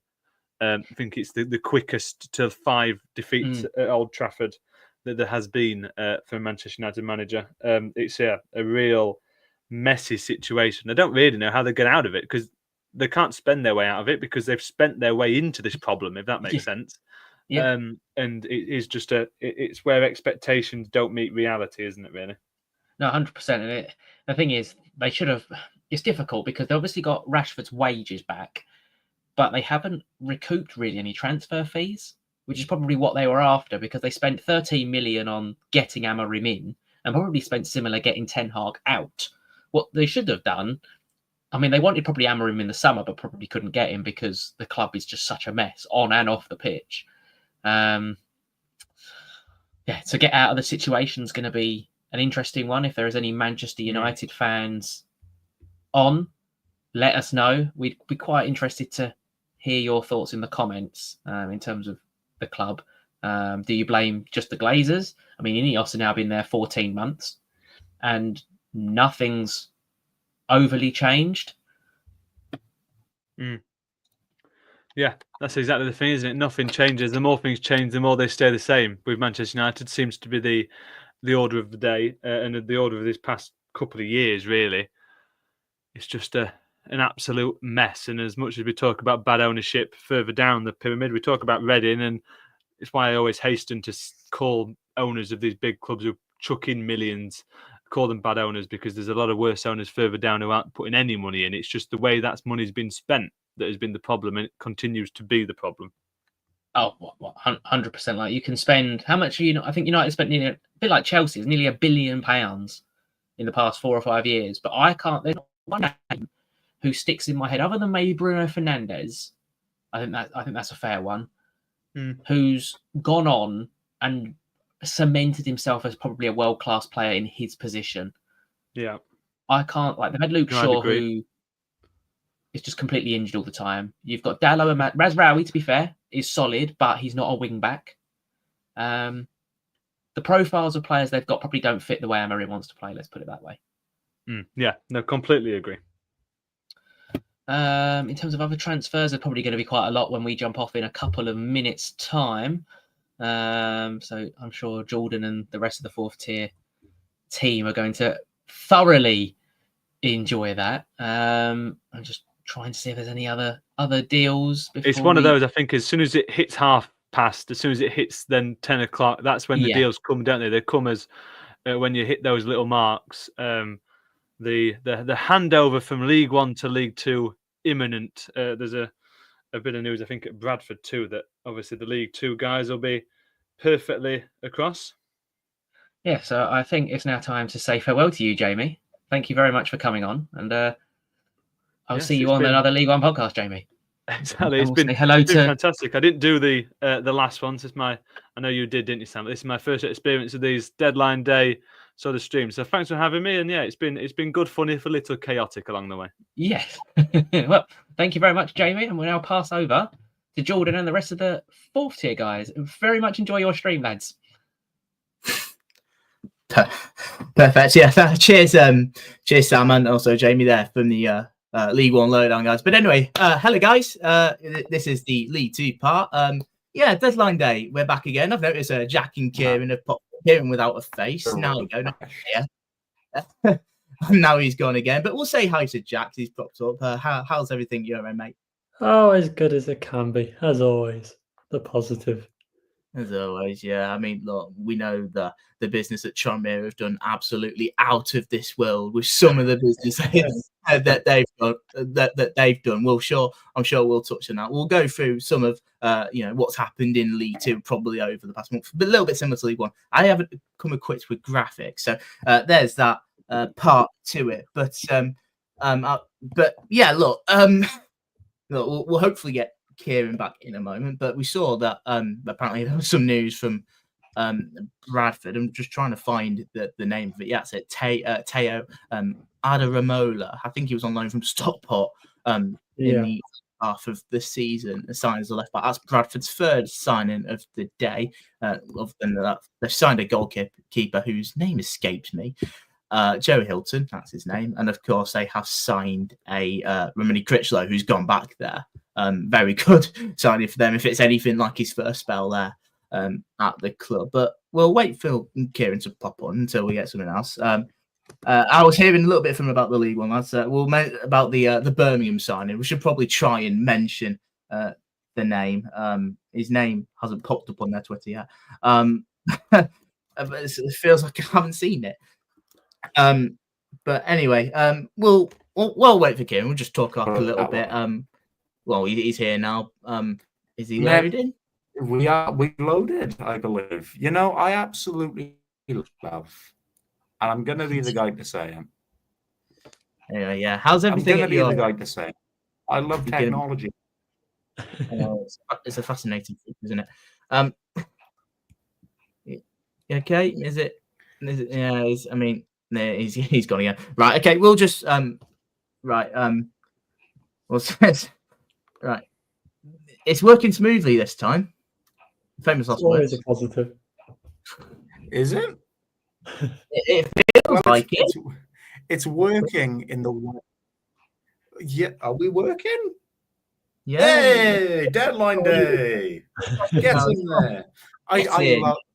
No, Ryan. Okay, I understand that the chat is private, but Ryan has just said that I'm on dial-up internet. I have got 3 devices open. They're all streaming. My bad. I saw what you put on Twitter. You were trying to do like weren't you streaming on TikTok as well? Or what you're trying to? We're currently doing that. It's to my right.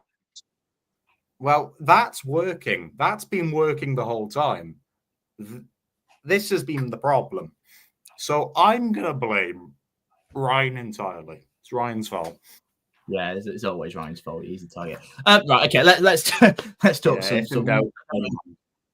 We said we were going to just touch on our teams real quick. We'll probably mention Knights of League 2. Actually, before we do, I'm seeing that Kyrese Lisby has apparently signed a 2.5-year deal at Colchester. I'll be honest, it's a name that doesn't exactly ring any bells. But we'll talk about we'll talk about our team's transfers first. I mean, look, Jack, just the one signing at Tranmere is a midfielder.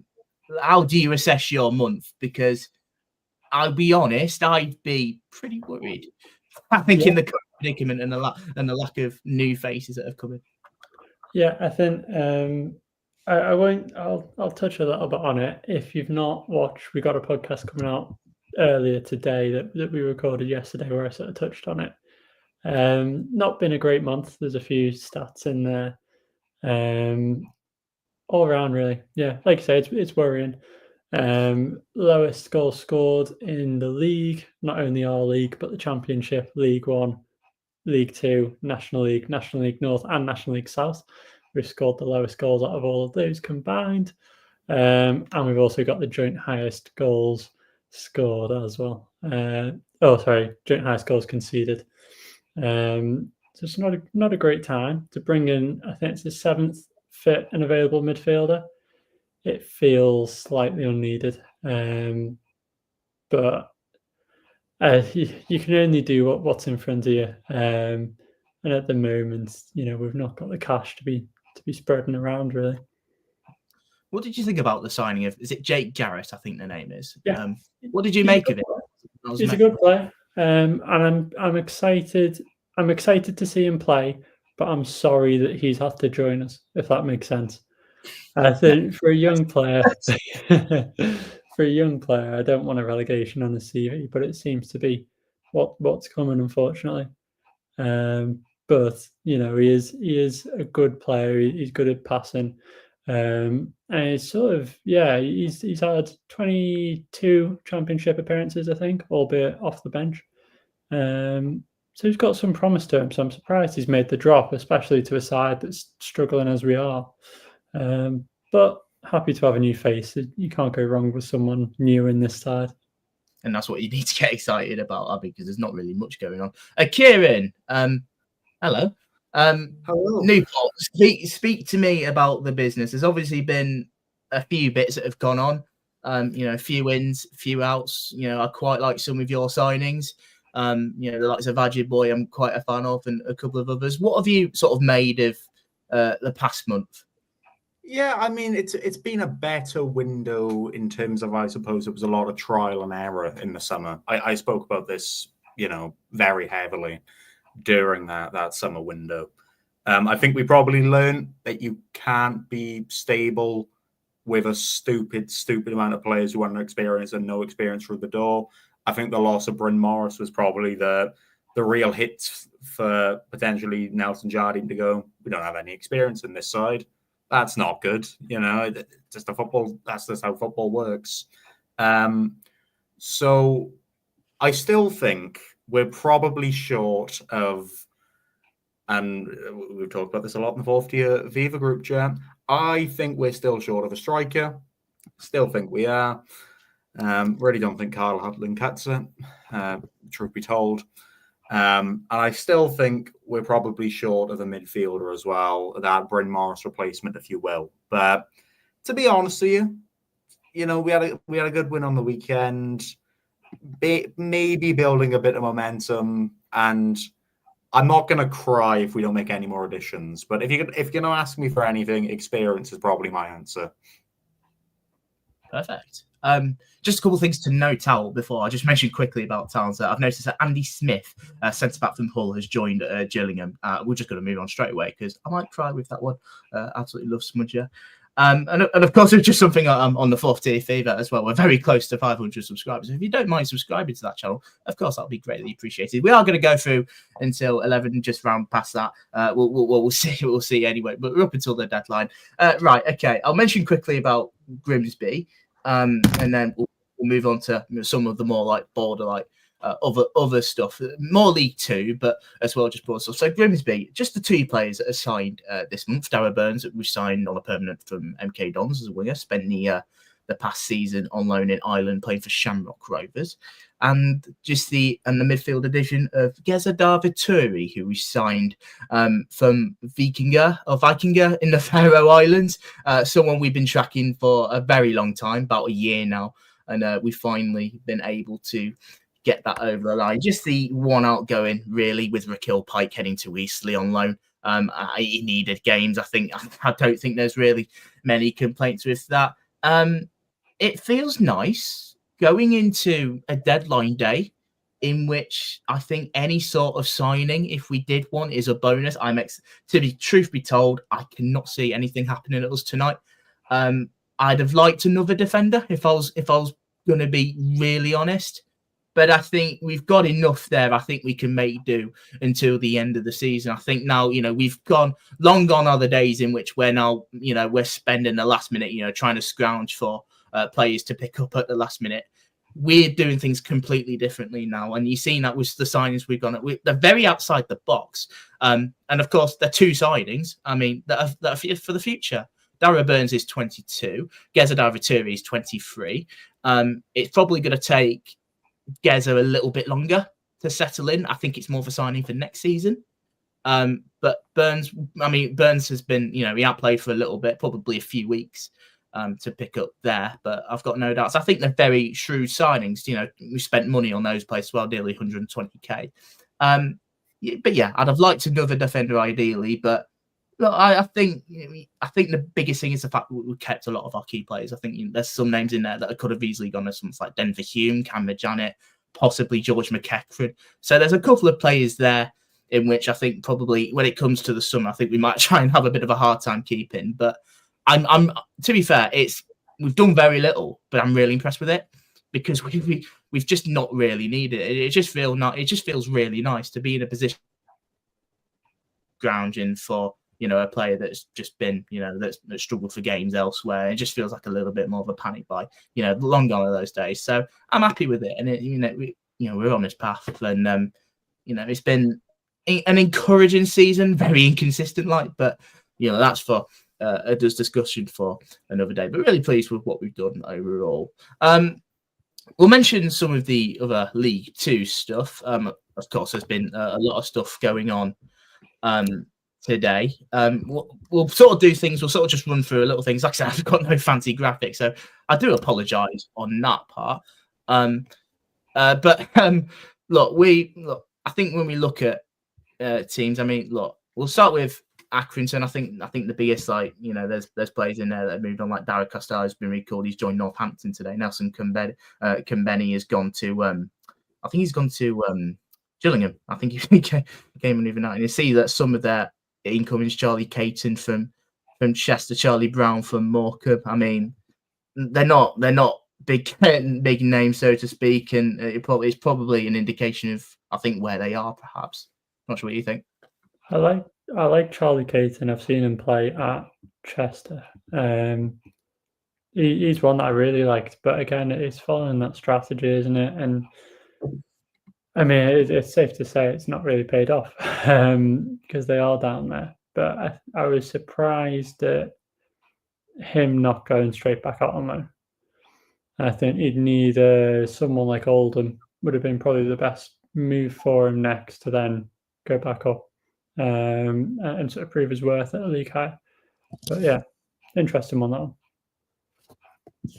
Perfect. Anything you want to add on Accrington, Kieran, on their business at all, or clearly not, because he's froze again. Okay. Right. Okay. We'll wait till. I love that you ask me that and I disconnect immediately. You know what? To be fair, Jack probably took every single word that I was going to say about it out of my mouth. So, yeah. And plus, I'm going to be halfway through a point and my internet's going to give out on me again. Love that it happens on deadline day. Fantastic. Gotta love all the shenanigans that goes with it. AFC Wimbledon, not... I mean, you're a great kid. I love you, Kieran. AFC Wimbledon, not the most interesting of transfer windows. I mean, the likes of Romain Sawyers has left. He's gone to join Bristol Rovers in League One. I think, you know, keeping the likes of Sam Hutchinson is still there. I think he's penned until the end of the season. Marcus Brown is a name that I've not heard for a little bit. He signs as a free agent. Not really. There's not really much to write home about. I'm going to be completely honest. It's already a decent squad as it is. Yeah, how do you change a consistent squad? You know, you can't really bring anyone out of that Wimbledon side, and I'd be interested to know where Wimbledon fans thought they would place at the start of the season, because I think the way they're going at the moment, it is much better than what anyone anticipated. So it's hard to change that. You know, you're going into a window where you're already, well, at the moment, fourth. What sort of reason would you have to swap anyone or to bring anyone in at the moment? They're doing better probably than Wimbledon fans had hoped, with two points off of automatics at the moment.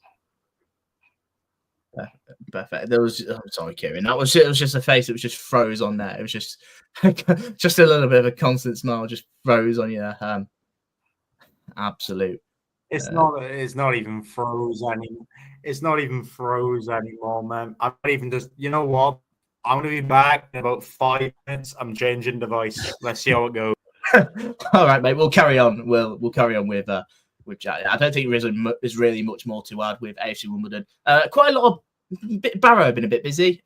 You know, a few changes of players. There's been a change of manager in there with Andy Wynn coming in after getting rid of Stephen Clements. I look at the names pointed out. Ben Whitfield today is a very good signing. He was very good for them for the spell there. Tyler Smith trying to probably recuperate what he can do. You know, has not really taken his chance at Bradford. MJ Williams signing from MK Dons, which is a shame because I can't hit Luke with that stick anymore. With MJ Williams. Carl Cameron coming in, of course, as well from Notts County, promotion with them. I think he spent the first half of the season in Scotland. Quite a few outgoings. Andy Dowles has obviously gone to Morecambe after going back to Barnsley. David Worrell has left to join Curzon Ashton, which was an interesting one. Rory Feely, of course, the goalkeeper.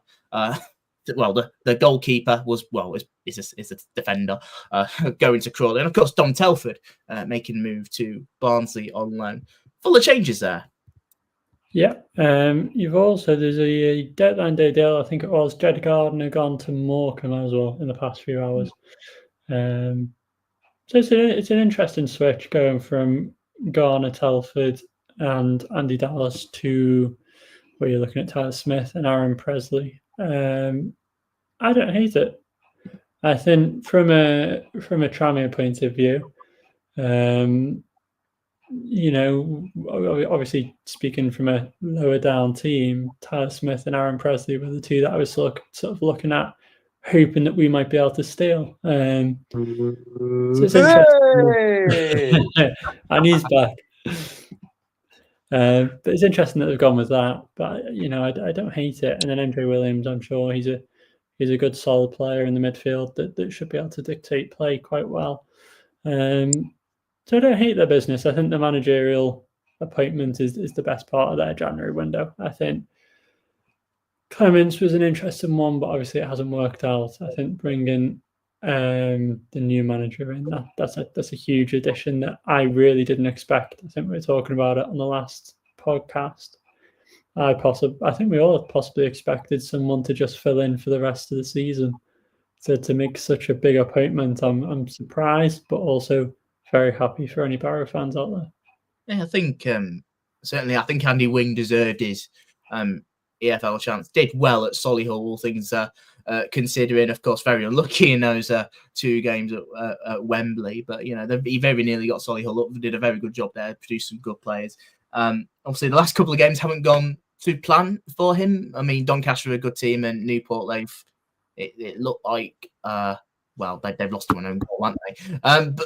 But yeah, I mean, they got 3 very easy points in his first game because, of course, they did. It was against Grimsby. But yeah, I quite like the appointment. I think Barrow have gone down the route of appointing a manager from non-league before. Look at Pete Wild, and it's clearly done very well for them. I'm encouraged by it. I think he needed. I think they needed someone just to give them a little bit of a lift. And I think he can give that. Of course, like I said, the results haven't probably been the best as of late, but it's definitely a very solid appointment. Obviously, Kieran, you played Barrow. Newport played Barrow more recently. They got the win. It feels like got win for a bit, but I mean, what did you? I mean, he didn't go to the game from what I recall, but just what did you think of Andy Wing, like when he was appointed? Just on that sense. I mean, first of all, didn't go to the game. Decided to, I would say, treat myself to rewatching the game. I watched the game, entire thing, 90 minutes. I'll be honest with you, that's 90 minutes I'll never get back. What an awful game of football. But yeah, I mean, I think, like Jack said, most people probably would have expected Barrow to appoint someone who just made sure they were stable for the rest of the season. We'll go again next season. Project starts now, kind of stuff. But no, I mean, credit where credit's due. It's a really, really good appointment, and I didn't really expect Wing to leave Solihull. But if he can. I'm quite glad that he came when he did, because he hasn't had a chance to be with his players, and he can produce one of the worst spectacles of a football game I've ever watched in my life and had the displeasure of seeing. But hey, we won. First time in 2 months. Way get in there. Hello. You muted, mate. You muted, Aaron. This guy hosts a podcast, by the way. There we go. It's been a long night. I've been here since the beginning. I'm just coming in because across Twitter, there's a few teams expected to make a couple of moves in the next sort of half an hour. There's incomings expected at Crewe, and I think, was it? Let me just check what I've got up here. Go on. Tell me Newport, man. Crewe Tell me Newport for a laugh. Probably at 10. Where are we now? There's one at Crewe and Chesterfield. Yeah. So obviously that's boring. That's something to keep an eye on. Absolutely. And also, in the last 10 minutes, Matt Dennis's contract with MK Dons has been mutually terminated by both parties. There's another one from so that's an interesting one. Luke said he would be. And then just a little bit of more sort of Premier League Premier League basis news, just because we're covering across everything, really. City are expected to get the transfer done of Nico Gonzalez within the next half an hour. If it doesn't get done by then, they're going to put the paperwork in to get an extension to make sure that gets over the line. Tyler Binden has gone back to Reading on loan for the rest of the season after signing for Nottingham Forest. I'm trying to think what else. I don't think there's been majorly anything else. Obviously, we don't have the full confirmation yet of Matthias Tell, but at Spurs, but that is obviously supposedly happening, and that would be probably the biggest deal of the night if you're not including Marcus Rashford from earlier today, or last night, whenever it was. But seeing him in a shirt, just weird. Yeah, it's weird, isn't it? It's really strange. Other than that, I think we're all kind of up to date and covered. But just before I go, for something for you to mull over, like, well, we've got a little bit of spare time. In your guys' opinions, what League Two side would you say has had the best January transfer window, and why? I think we were getting onto that. I mean, any of you, I need to check everyone's. And the others want to go first. Go on. I'll put my hat in the ring. I'm going to say Bradford City. I think I've been there's so many teams you could pick. I've been really impressed by Bradford's additions, especially today. But before that, George Lapsley, Tommy Lee, Brendan Keeler, and then Michael Mellon as well. Obviously, Mickey, his dad, absolutely love him. So I'm hopeful for Michael Mellon. Hopefully not against us, but I'm sure he could do something good in League Two once again, if he got the opportunity. Not quite had the opportunity at the moment, but we'll have to see. Oh, Dons have just cancelled the contract. Yes, so Matt Dennis. It'll be interesting to see where he goes. I feel like Matt Dennis might go down to the National League, looking at it. But so, I mean, hey, sorry to cut across your questions, but just a little bit of not big breaking news, but some breaking news from the Premier League. Kieran Trippier is allegedly going on loan to Galatasaray, and that's not one that needs to be done today because the Turkish window shuts next week. But obviously, there's a certain level of paperwork that Newcastle will have to do tonight to get it over the line. But that's just breaking now on BBC Sport. Absolutely. But yeah, Trippier going abroad again. This time to Turkey. All of it's like the passing of the torch for the old English right backs now, isn't it? Kyle Walker's gone, Trippier's gone. I think they're all sort of on the way out. Soon. Dare I say it? Yeah. Oh, have we covered Marco Asensio signing for Aston Villa? Obviously, that's going to be done for a while. I'm not sure if that's just came through or it's been a while ago and I've completely... No, that was about 3 hours ago. I've missed it then. Well, there you go. I tell you what I'm going to do. So we're about an hour and 5 minutes away from the deadline. I'm going to drop backstage again, and then I'll be around probably like 10 minutes from the end just to do a little bit of the wrap up and everything, if that's good with everyone else. Yeah. Yeah. Perfect. All good. Cheers, Ryan. Ryan? Aaron. Cheers, Ryan Aaron. Going mad. I've only done 20. Thank you. Sack Jordan off. Pete 45 is right in the post for this one. Yeah, there we are. Yeah. Right. Just a couple of things to point out before we just touch on the other League Two side. West Brom have recalled Josh Griffiths from his loan at Bristol Rovers. Obviously, going on for the news that Alex Palmer has joined Ipswich. It looks like Cully Woodrow is having a medical at Blackburn ahead of a move there from Luton. So there's some other there. We'll head back to just quickly touch on the League Two clubs. I mean, look, Bradford's next. I think Jack has explained it very well. I think they've had a very good transfer window. Obviously, we knew that the loss of Andy Cook was always going to hit them hard. But to be fair, I think with recent form, it's not a case that I feel like they've not really needed him. I think Michael Mellon is a very good League Two striker. But he's not really getting played. And I think they prefer, is it Callum Kavanagh up front? I mean, Brandon Keeler has experience playing for Birmingham in League One. Romney Critchlow, I don't think needs an introduction at Bradford. Tommy Lee, George Lapsley. I think they're very good League Two players. And of course, a few players that have gone out, most notably for Dane Oliver, heading to Shrewsbury on loan. I'm really impressed with Bradford's business. And of course, they signed that left back on loan, who is I mentioned his name earlier, but it escapes me. I'd probably say that I think they've had the best transfer window in League Two for me this month. I'm in between Bradford and another team from Yorkshire. I'm between them and I'm between Doncaster.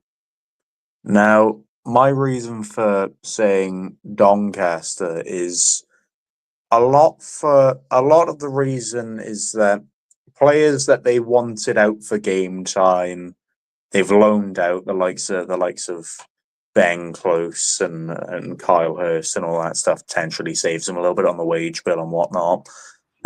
Preparation for long term, if you will. But there's a few names kind of within here, and I would probably still lean towards Bradford just because they've signed players that have, that bit of a experience and tendency. But I think it'd be quite harsh to ignore them. The likes of Charlie Crew on loan from Leeds, he's been regularly talked about for absolute years of being a really, really strong midfielder, and just adds a lot of depth to that team. Ethan Ennis, loaned from Man United. I mean, Man United academy players hit and miss, 50-50. But I really like the look of Rob Street on loan from Lincoln. Potentially for a Newport bit of bias, because I quite liked him there. But yeah, I think they've just brought players in that I don't think they needed much, very similar to a lot of teams throughout this window. But I think they've brought in the players that they potentially need to push on, and they were very careful with their additions. Saying that, there's a lot of teams just around bloody Yorkshire who've done good business. Harrogate have done some good work as well. Bryn Morris, thanks for that. And Ben Fox. I liked Foxy when he was here. When he's fit. Yeah. There's a lot of really there's a lot of teams here where you could potentially ignore some of the business they've done or kind of underestimate it. I mean, I'm looking through it now. Swindon have had a good window. I think Swindon's Tranmere have had a window. Yeah. How do you describe that? I don't even think underwhelming is the word. It's disgusting would be the word to describe our window. For the situation as well. What happened to our Josh Williams? He was supposed to be the big player coming in from the Welsh League who was going to do really well. He is now out on loan at Southport. Oh, no. He's back now. So we let him out on loan for a month. Oh, he's back now. Okay. Yeah, well, we let him out on loan for a month because it's Nigel Atkins, to put it bluntly. I think he could easily do a job in League Two. I wouldn't be surprised if he left pretty hastily because he can do well. And then he came back after a month, again, not playing, so we let him out at Southport again last week. They announced that they were going to have him to the end of the season. About 3 days later, after our game against Colchester, we recalled him. No, sorry, we recalled him before the game against Colchester and then left him out of the matchday squad. So again, it's an interesting one. If you're going to recall a player, put him somewhere in the squad. Don't recall him to leave him at home. Yeah. It's pretty poor, really. Just for a bit of context, guys, as per Josh Williams, if you were to go back to our summer window talk of League Two, and we were talking about really good signings, I'm pretty sure we even mentioned Josh Williams. I saw a lot of people mention him. Decent prospect for the potential of future in the EFL. 20 years old, Wales C team international this season. Played in League Two. We're in January, 3 minutes. Yeah. It's 3 minutes. It's one of them. No, I don't think you can be too sort of downhearted on him. I can be. He's the future of the Welsh midfield. But it's one of them. It's the manager doing it. Southport absolutely love him at the moment, and I hope that he escapes at them really, because it's that point with Tranmere that these players need to escape to get that game time, especially the young ones, to develop. Because I see that quality, and I think so many Tranmere fans do. And I mean, yeah, just fingers crossed. If something happens, obviously, National League, they can still loan after today, can't they? So I'd imagine that he'll be out pretty soon. Yeah, because there's no window in that league. Just a couple of things. Again.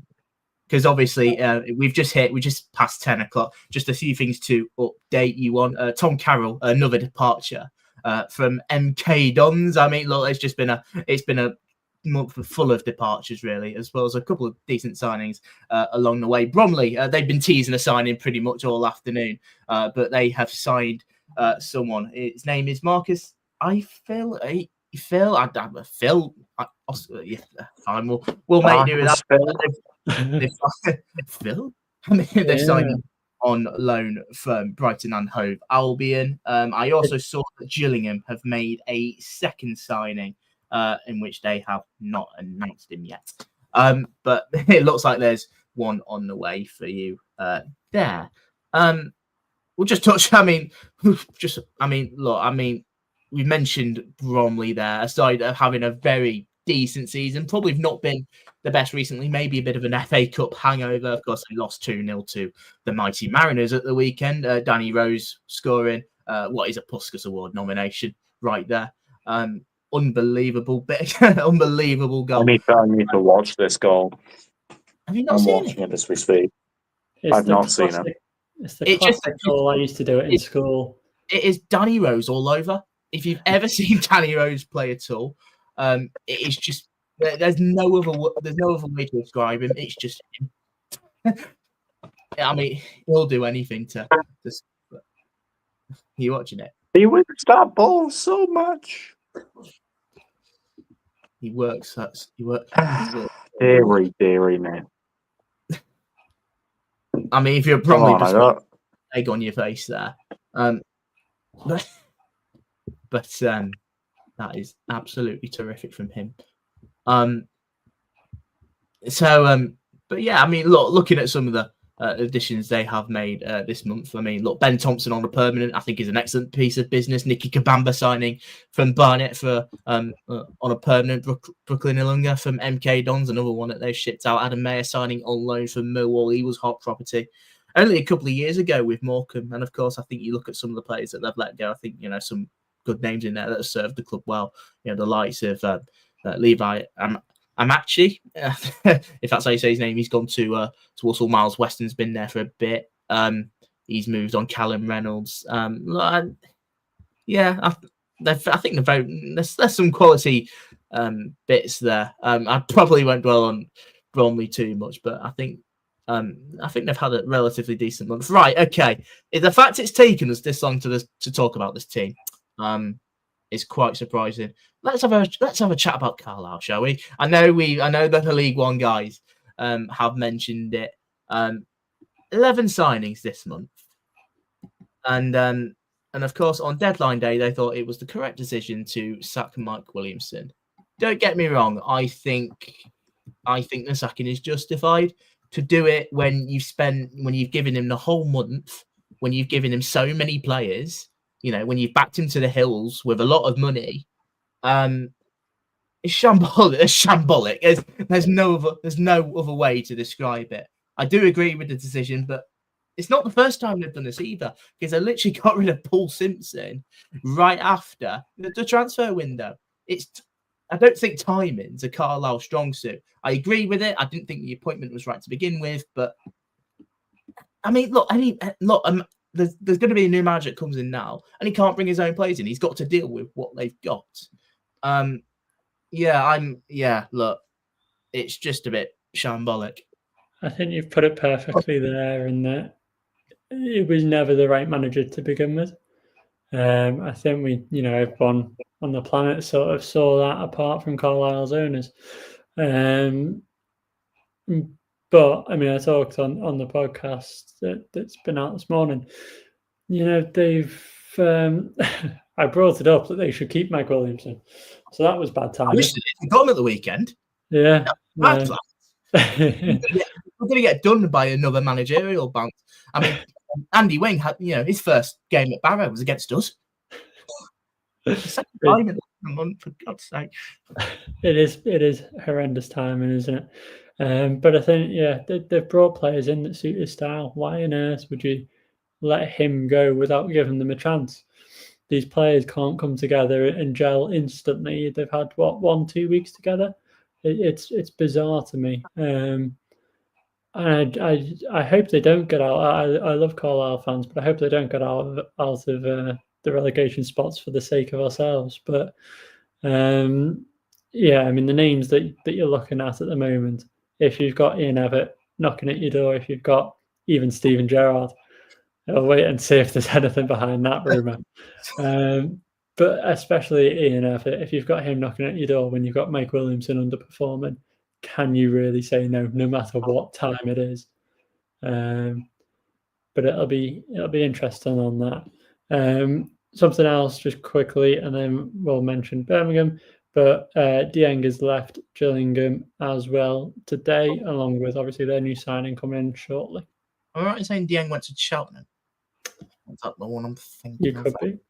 I need to check that. I think he went to Cheltenham for what I read. Yeah, Timothy Dieng. Yeah, he signed for Cheltenham on loan. That's a solid signing for you there. Of course, if you've seen that question for the Birchwood Vampire, of course, we're the League Two guys, but we'd like to know a little bit of League One. I mean, look, Carlisle. I'm comparing Birmingham with Carlisle. No, this is bad. Look, Birmingham have a very good squad as it is, and Taylor Gardner-Hickman is another name in which it's just signing him on a permanent. I think despite the fact that they've got a very good squad as it is. It's just excellent business, isn't it? And I think like the League One guys, it's a matter of when they go up, not if. The quality of their squad is ridiculous for the level, and they're absolutely flying in the league. So they're surely going up. Wayne Rooney to Carlisle, I'd love to see that. I'd absolutely love to see it. I really wonder what's next for Wayne, if he'll ever get in management again. Surely it's punditry now. Surely he can get into another credible EFL job. What about a half decent National League team in Merseyside? That's my thought process. Lost, if anything. I don't think it's a well. Look, I Tranmere, why are you like this? Because we look, I mean, the Morecambe win wouldn't have done any favours on Saturday either. As much as Carlisle got absolutely hammered, and Tranmere have become pretty accustomed to losing. So it's just not looking good. And I'm really surprised by Tranmere. I am. Whether I should be or not is probably a different thing. I know we discussed this to death, but that's certainly what I think. Have Gillingham announced this signing yet? It's still. Gillingham are taking this sweet time. I've been refreshing the whole time. I mean, imagine being a Bromley fan waiting for that sign, because they've been teasing it since about 5 o'clock. Who would you guys say? I presume it's a straight answer. Would what team would have the worst window so far in January? I believe that, in my personal humble opinion, this team begins with T and ends with Ranmere. That's that. Now you can put all of that together, and you may find a club within League Two who haven't had a fantastic window. Yeah, I just wanted to be included really in some of the stats. No, I mean, well, you're winning something. That's all we can say. Yeah, I can't even say that that Morecambe have had a worse window than you under their circumstances. And they've had some challenges as well. Ghana's a good, Ghana's a decent signing. Dallas is, Schofield and Cook they're good signings. Yeah. Callum Cook as well has football league experience with Bradford. Callum Cook was a huge one. But I really like, you look at Andy Dallas, they brought him in and scored a double on his debut. That's what Morecambe are doing. That's the signs that they're making. They're making sure they make the right ones to escape that relegation spot. And if Jed Garner is anything like Andy Dallas, they'll be scoring 6, 7, 8 on Saturday. Yeah. Wait, who are they playing Saturday? Because I've just remembered we're playing them Tuesday. Oh no, we're playing them tomorrow. Oh no, that's a bit of a biggie. Can we give them the 3 points now? I don't want to do it. No, not again. Not another loss to Morecambe. Yeah, I mean, look, we've beaten Morecambe this season. That's all I'm going to say. We've also done it. I don't know how. They had about 100 shots and we had 1. It's like the Barrow game, actually. Near enough the same thing. Barrow, arguably the worst. Barrow. I'm mixing so many teams up. Morecambe. I'll say Barrow, one of the worst teams we've played when they've done a double overs. No, that's not no, Morecambe have been one of the worst teams we've played. We've beaten them 3-0 pretty comfortably. I mean, at home, now I'm doing it as well. At home, Barrow have not only been the worst team I've seen this season, they've probably been the worst team I've seen come to Rodney Parade in the past 5 seasons. Right, they've been bad. Worst away, we haven't won many away, so pick one of the ones we won, I guess. Can I remember which one? Gillingham, I guess. They were relatively poor. Gillingham were poor. Yeah. We played Gillingham the other week. I'm trying to ignore the on paper relatively okay looking Gillingham window because we know how it works, right? Gillingham sign these players, we go, wow, there's some good signings there, and they still go and lose every game. So I'm not even going to talk about them because they're going to annoy me otherwise. Well, I think I said it on our sort of half-season review. They're dying out for it, and there's a lot of clubs that have that at the moment. But I think they're dying out for a striker. Crying out, that's the right one. And I mean, JJ Morgan, I think he got injured in our game against them. I want to double check that.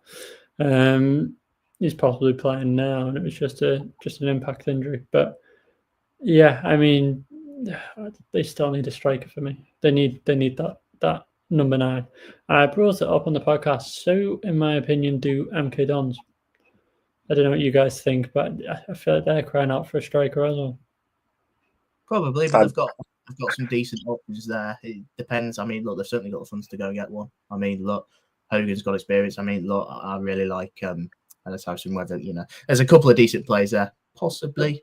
But it'll be interesting since they've let go of Matt Dennis if they'll do a little swap now. You'll probably expect maybe one to happen there. We are expecting someone on really quickly. Miles, a Millwall supporter here. Hi, Miles, mate. How are you? Good, mate. For my sins, anyway. Perfect stuff. Right, okay. Millwall. Talk to me about your. We'll start with your transfer business. I mean, obviously, I saw that they made a signing today. How have you sort of felt about the month? Because obviously, it's been a bit of a period in which you've sort of the changed manager as well. Sort of in these last couple of weeks and months as well. So, how have you sort of felt about the whole thing in a minute? Yeah, I mean, I don't think I've ever had a January window so busy. I've not really been a deadline day, to be honest. We haven't really seen Oliver Burke come back on loan. That's what I was expecting. That's my usual January deadline day signing for Millwall. But no, it's been great. It really has been good. We've put the SA money to use by the sounds of it. Well, I hope we have, because if we haven't, where's all this money coming from? We randomly broke our record transfer fee. Randomly. Like, it was no links, no rumours, nothing. All of a sudden, we've got a player from Sparta Rotterdam coming in. No idea where he come from. But yeah, it's been great. It really has been great. Steve Gallen's done a great job, in my opinion. Good stuff. I noticed one player today which you signed was Zach Lovelace. That's his name. I know you signed him, but I think he was with you to begin with, signing back from Rangers. What do you think about that? It's had mixed opinions with the fans, and rightly so. I think, he left he did leave Millwall at the end of his contract, but he went to at the time when he left, we didn't really have the reputation we do now for our academy. Right now for our academy, we've got, the Romain Esse thing as well. Him coming through, and at the time when he left, we didn't have that reputation. So at the time when he left, I did think, right decision. He's gone to Rangers. Well done. He's got his move. Didn't really work out for him. Yes, he's got some Europa League experience, but I'm glad he's back because, he'd be I think he'd be another great asset for us. Good stuff. Was it again as well? No, just to say it's interesting that because you're right to mention the sort of academy, but not only that, I'm looking at it now. You've got 1, 2, 3, 4, 5, 6, 7 signings, I think. I could be wrong there in January, and the highest age is 24. You're building a very sort of strong core to go through the years with, not only this season but building on, and then it's all well and good paying a fee for them now, but they've got the opportunity now to improve, and then you'll get money for them, and you'll go for a profit, hopefully. Yeah, it's what Brentford did, really, wasn't it? Look at where they are now. So I think I'm loving this plan from the new. There we go. the new structure. But yeah, I'm loving it. Perfect. Just one for me. Obviously, Millwall currently found themselves 13th in the Championship on 40 points, only 4 points adrift of West Brom in 6th. What would you reckon, or what would you maybe think about the second half of the season? What would you? Well, I think probably the answer to your question is what you'd like to see happen. But so, what are you sort of expecting? In the second half of the campaign under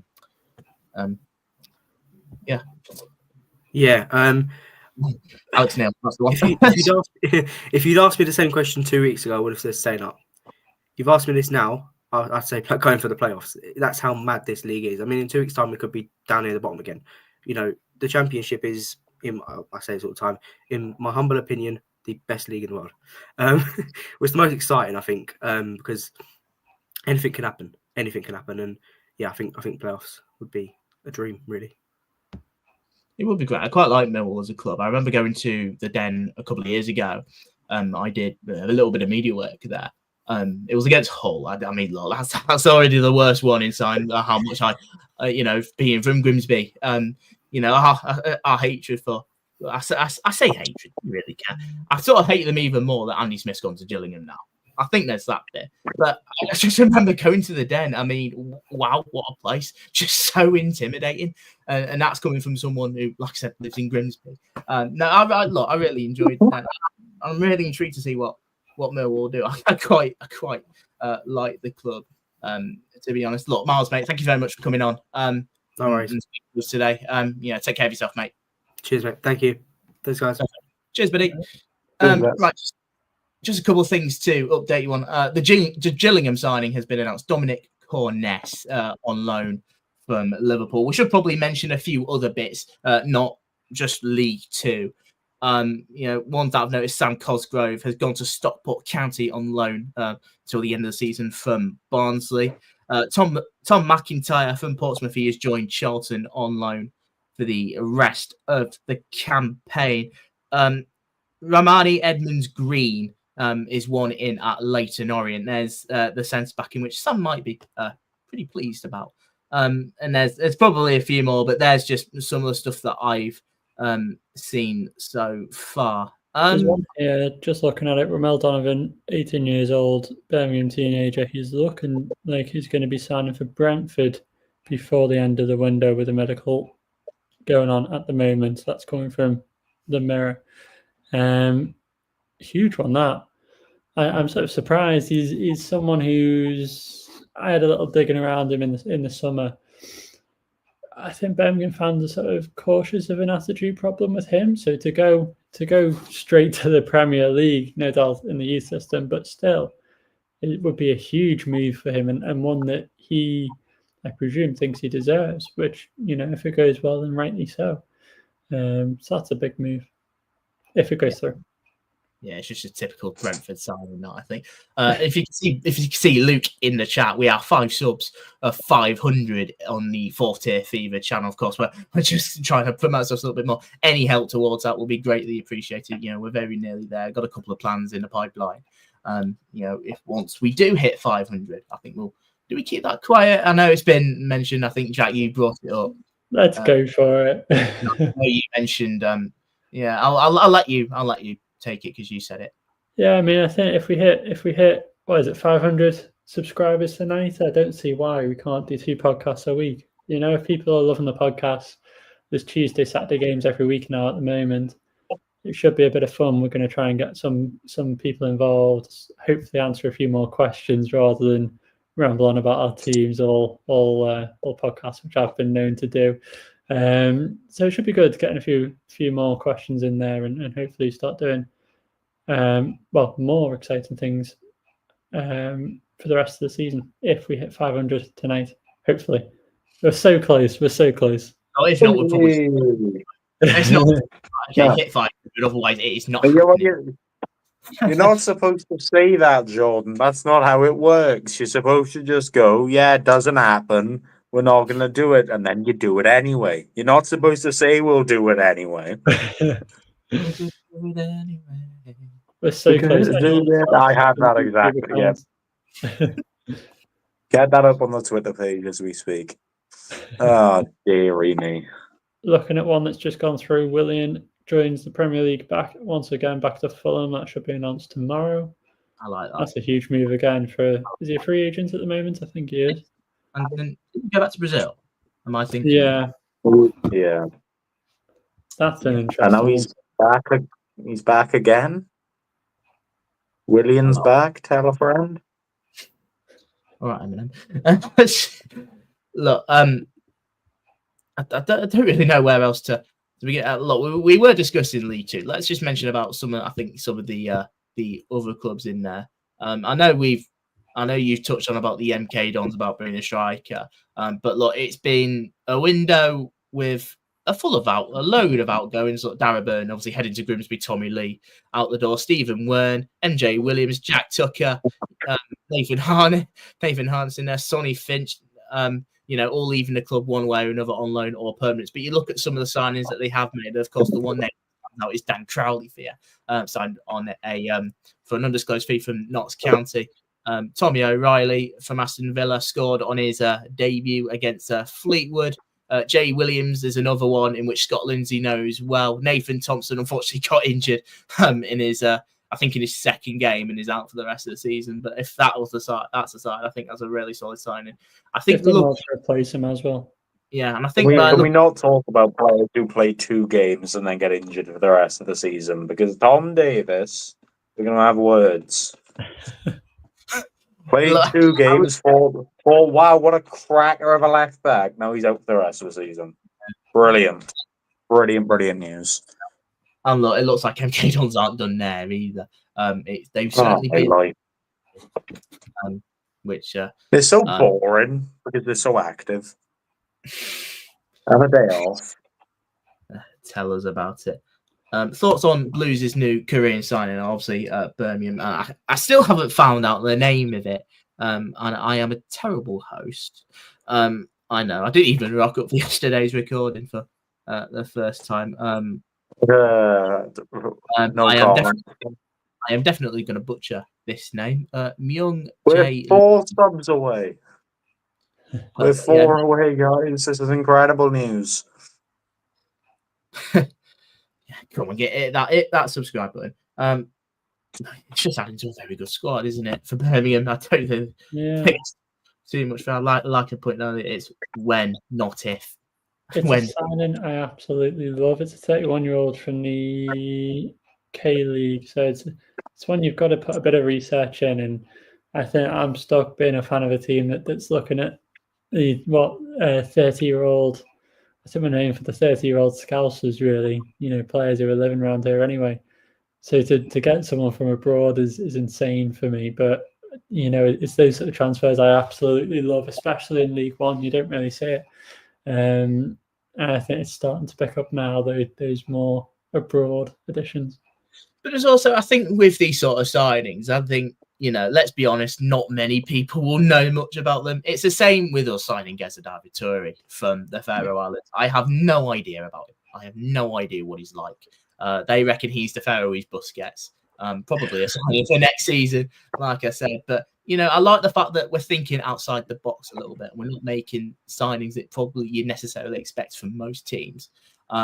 I think that's just the way football's going. I think you see a lot of clubs doing that. Notts County today has signed a striker from Norway. So I was going to say, I think Notts County is up there with the best business of the window. I'll put them on par with Bradford. I think they've had a very good month. We'll see what happens with Jetta, because he's still in it. There's obviously been a lot of talk about him moving on. There's been interest from, I think, Championship clubs. That's sort of why they brought my Traore in. Looking on this sort of playing side of things, is a very sort of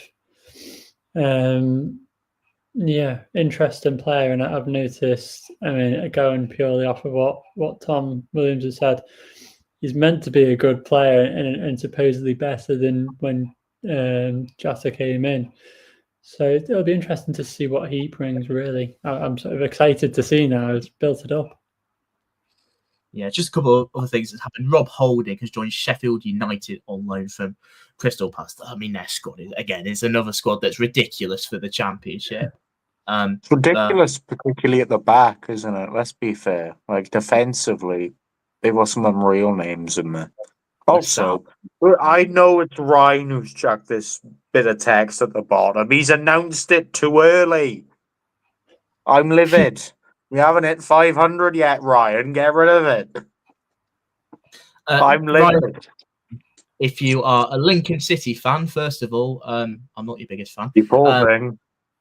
But if you are a fan of the Imps, you can go to bed. There'll be no in and out. Oh, wait, hold on. Wait, get rid of that one. Wait. I don't like that one. I just say, Lincoln fans, don't go to bed just yet. You've got no business, but we are still recording. So if you like what we're doing, if he wasn't doing this, I'd be in bed because Town are signing Millwall. Oh, absolutely, us too, which is a shame. I might go. I may as well have been in bed this whole time. I've inputted just about nothing because of lovely internet, and apparently Ryan sacked me. So. It's been a great deadline day. Probably the smoothest one I've ever done. And that says quite a lot. Yeah. I'll tell you a signing which really perplexed me, I think. I think the League One guys mentioned it. I think it's to do with Ben Killett leaving Barnsley. I mention that. I saw him at Town, and I think it says a lot that he's not in the worst three goalkeepers I think I've seen at Town. Yeah, he's absolute garbage, and he's blacked a Championship move. I don't get this market. I don't get this game sometimes. It's one of those you've got to question. He's not. I don't think when I've seen. No, we won't do that, Luke. Have a day off. I can fully get on board with that. Yeah. No, you can't. You've missed me too much. I'll just change Ryan's name to Kieran on the Just Sack tab. From the wait, and then you'll have to change it to Ryan's face. Yeah, and I have to change it to Ryan's hold face. on, wait. Making some fresh accounts now. Subs be flying in. Thanks, Shane. Appreciate it, buddy. Shane, resident Swindon, the ball thing. Yeah, he has to give himself something to do. Swindon, to be fair, I've been impressed with the signing today. Connor just the only one. It's a good signing, yeah. Yeah. I think they needed a goalkeeper. And they've certainly for League Two standards, like that, albeit he had an absolute horror show at Blundell Park. Yeah, he either has. The thing about him, right, is he either is one of the best keepers you'll ever see in your life or the worst. There's no consistency, there's no average. It's one of the two. Either great or he is pants. No in between. The bloke literally passed it to Span Thorson, who had a tap in, when we beat Paul. Yeah, you know what? Performance. I mean, but he can also have a bit of Bromley, which he got in point. Bycroft in goal, right? He is he probably capitulates and really visualizes Grimsby Town this season. That's what he does. Either great or poo. No in between. Sometimes maybe, you know. Can't say that one. No, seemed like we were okay on Saturday. Second half in particular. And then you'll be awful midweek. And we got we got Carlisle next to the weekend. Yeah. That's a loss, man. Well done. Yeah, that's a guaranteed defeat. Yeah, guaranteed defeat, man. It's going to be about 4-0. Guaranteed. Yeah. And then we go to Doncaster after, and that could be a cricket score. If it's anything like our recent games against 0-0 then. Snap your hand off for that. I would snap your hand off for that. I would bloody love it. If we drew to them, I'd love it. Really sad, Jordan. Get wins. Aim for the skies, Jordan, as they say. We get wins, but we also get plenty of defeats as well. Speaking of aim for the skies, where are the Newport signings? There's been nothing all day. Our most recent tweet comes out that we can get hospitality bookings for our game against Bradford. Well, I think fantastic. Our most recent tweet was saying it's full time on Saturday. So even no interview from Atkins. Yeah. Oh, sorry, no. Aaron's given an interesting point, guys. Connor Grant's had his contract terminated at Vale. That's a signing for a League Two club right there. Newport, please. Hold on, why that I do actually question that because I feel like he's actually a very decent player for this level, and I don't think Vale are miles and miles too good for this level. So it's going to be like I wouldn't imagine that one will be a mutual termination out of him not being good enough. I really think he would be good enough to be in and around that Port Vale side. So that's an interesting one. Yeah. There's clearly a move in the pipeline with that. The time is 22:33. There's 27 minutes left of the transfer window. That's a nice time, isn't it? 2-2-3-3. That's a good time. Yeah, 2-2-3-3. Nearly 2-2-3-4. Hold on, 2-2-3-3. Hold on, I'm doing the maths here. Oh, it doesn't add up to 8. You can see we're top tier. Nowhere near. Adds up to 10. Take away the 2 from the first 2 makes 8. Jake 8. Man City 8. Sorry, I couldn't make it. Couldn't make it work. It's that late on. It's the sign. It started, it's late. I want to go to bed.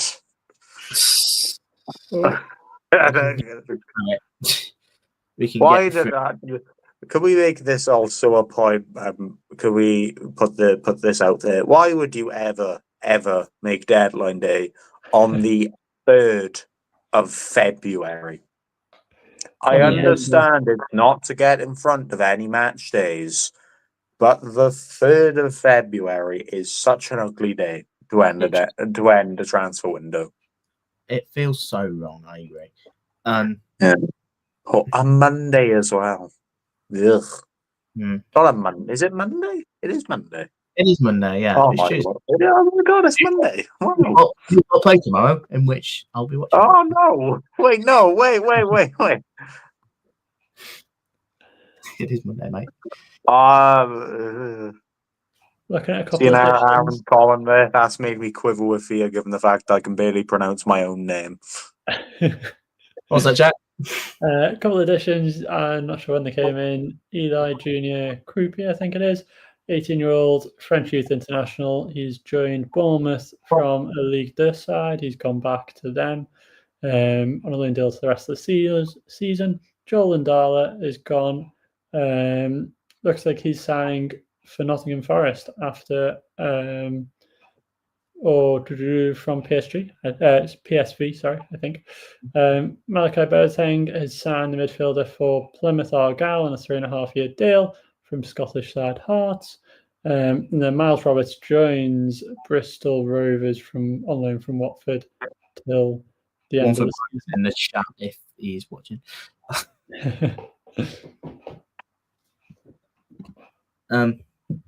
But yeah, so it's all gone very quiet. Well, no, because it can't have done because we are picking up. Let's have a look at some of the other big transfers. I think looking at today, just from all around. I know Tyler Binden has joined Nottingham Forest. I think he's gone back to Reading now on loan. Yes. So there's 3 subs away, guys. We're going to be cutting this one close. Yeah. Is there any signings in here that I have potentially missed? Owen Dale going on loan to Wigan from Oxford, of course, a play that David Attell knows very well. Will Norris heading to Wycombe on a free. Kane Vincent-Young, of course, up back at Colchester. So is Anthony Scully. Ooh, I think we missed Sam Cosgrove on loan to Stockport County. I think I previously mentioned it, but Jordan mentioned it. He got it. Incredible stuff from him. That's an interesting one, though, with the amount of strikers they've got. Obviously, whether one will sort of depart now. Yeah. I'm just sort of looking through this myself, seeing which ones I missed. I mean, look, my Traore is an interesting one here at Notts County. I mean, if he's anything like Jatta, because I know that they bought it from overseas, then it's already going to be a hit. Of course, I still touch him on that one. I have to say, with the sort of support around Traore, I really feel like there's big things to come from him. But it sort of leaned towards a Jatta move. So if Jatta stays, I'm sort of don't know where they're going to play him really, and what's sort of going to happen. Big move at the moment. Anthony Ford has left Wrexham by mutual consent. He's back-to-back promotion winner with them. I feel like I'm long overdue for a little bit. I think, to be honest, it's not staying on him. It's just how quickly and how big Wrexham sort of got. Yeah, I think it'll be interesting to see. So you've got so many mutual terminations today. What happens in the coming days? These players have obviously got deals in sight, but obviously can't get them done just before the January transfer window ends. So they're possibly looking to do them in the next few days. Barnsley signed Clement Rodriguez as well. Yeah. One I've just seen on here, Cade Gordon, Liverpool winger, has signed on loan for Championship side Portsmouth. That's a good one. Until the end of the season there. As far as I'm aware, Jayden Dance, he's not moved yet, has he? He's still... He's Sunderland bound from where I saw. Yeah. Of course. Big win for Sunderland tonight, by the way. 3 points at Middlesbrough. Winning 3-2, I believe the score was. That's a huge win for them. And it also adds to a very decent Sunderland team, a very young squad as well. Seen him play a few times, so he does look decent. And of course, if you want to know the score in the Premier League, Chelsea beat West Ham by 2-1 after coming back from 1-0 down there. That's if you're interested. That's boring. In today's results. Of course, we mentioned that Newport play tomorrow. Salford play Bromley tomorrow night as well. Of course, I think that previous game was. Is that this weekend? Which, sorry? Wait, what did you say? Was it? I said Salford's trying to win their bad run of form, really, aren't they? Sorry. Yeah. We do face them on Saturday as well, yeah. Yeah, of course. You face them. I mean, look, I think if you're watching, I think Jake. Jake will only have 7 games on the host league table already. I mean, look, you're watching nervously. I think over the next couple of weeks and months when the others play, the fact that they played everyone in such a short space of time, they only have to play. I'll have to watch over my shoulder, man. They're a point behind us. I don't remember the graphic. I don't remember it. I think you're a point clear from what I recall. Top of the league, you're having a laugh. Top of the league, you're having a laugh. I mean, you would assume so, given the fact that I believe we've gained about 30 points this season, and I believe about 14, 15 of them have come from the hosts of 40th either. So cheers, guys. Helping us stay up. Appreciate it. Oh, you're welcome. What do you think, obviously, about, I'm sure we covered it earlier, but I'm tired. What do you think about Newport's chances of staying up, Kieran? What are your thoughts? For me, elimination battle. Sorry, Kieran. well, for me, man, my thing is, no matter how bad we are, I'm still convinced there are two teams guaranteed to be worse than us. Now, I think this season was always going to be transitional, right? It was always going to be a slower one, one of a lot of unpredictability. And I don't think Nelson Jardine was originally supposed to be the permanent head coach because, he was put in the backroom staff for ages. We were linked with about 17 different managers. And then we just decided, he'll be head coach. So I don't expect him to be the long-term guy, but we won't go down. We'll stay up, and Adjaboy will score a hat-trick against Grimsby Town. He probably will leaky our defences. I'd love for him to be able to, mate, but he'll round your goalkeeper 3 times, but he won't shoot once. So each to their own. Tell Jordan right. Oh, don't even start. No, not happening. I think Newport will be fine. I think they'll stay up. Hey! Question. Brand me, I mean. Yeah. I think Newport have enough. I think it's us Morecambe and Carlisle, isn't it? Throw Harrogate in there. Throw Harrogate in there as well. Yeah. I'd be throwing Harrogate in there. I mean, I'll ask the question again. Harrogate owner, when do you sack your son? At what point do you give up and let him go and get a proper manager in? At what point do you just go, right there, I've had enough of you now. Have a day off. Logical question, but... Right, so you've done your bit, right? Okay, you've given us probably the best thing we've ever done as a football club, right? Okay, time for a change. Off your pop, son. I'll see you when you get home. Make sure you get tea on. Off your pop. I'll see you at the training ends at 5. I'm going out now. I'll be back at 6:30. Warm a kettle up for when I'm back. You've got to look You're not tagging along because you don't have a pass saying that you're affiliated with Harrogate Town. Go away. They're looking at it. They've played either two or three games ahead of everyone below them. The 4 teams below them. They're on 30 points. Accrington below them are on 29 with 3 games in hand. Tranmere on 26 with 2 games in hand. And then the bottom 2, which we don't need to discuss, that they're a little further away. But, these teams gain, they'll be 22nd without a doubt. At what point do you sort of consider them contenders and have to prepare for relegation, really? Hello, guys. Hello, Aaron. Welcome back. I am back. Thank you very much. So we are 15 minutes out, or just over 15 minutes out from the official end of the deadline.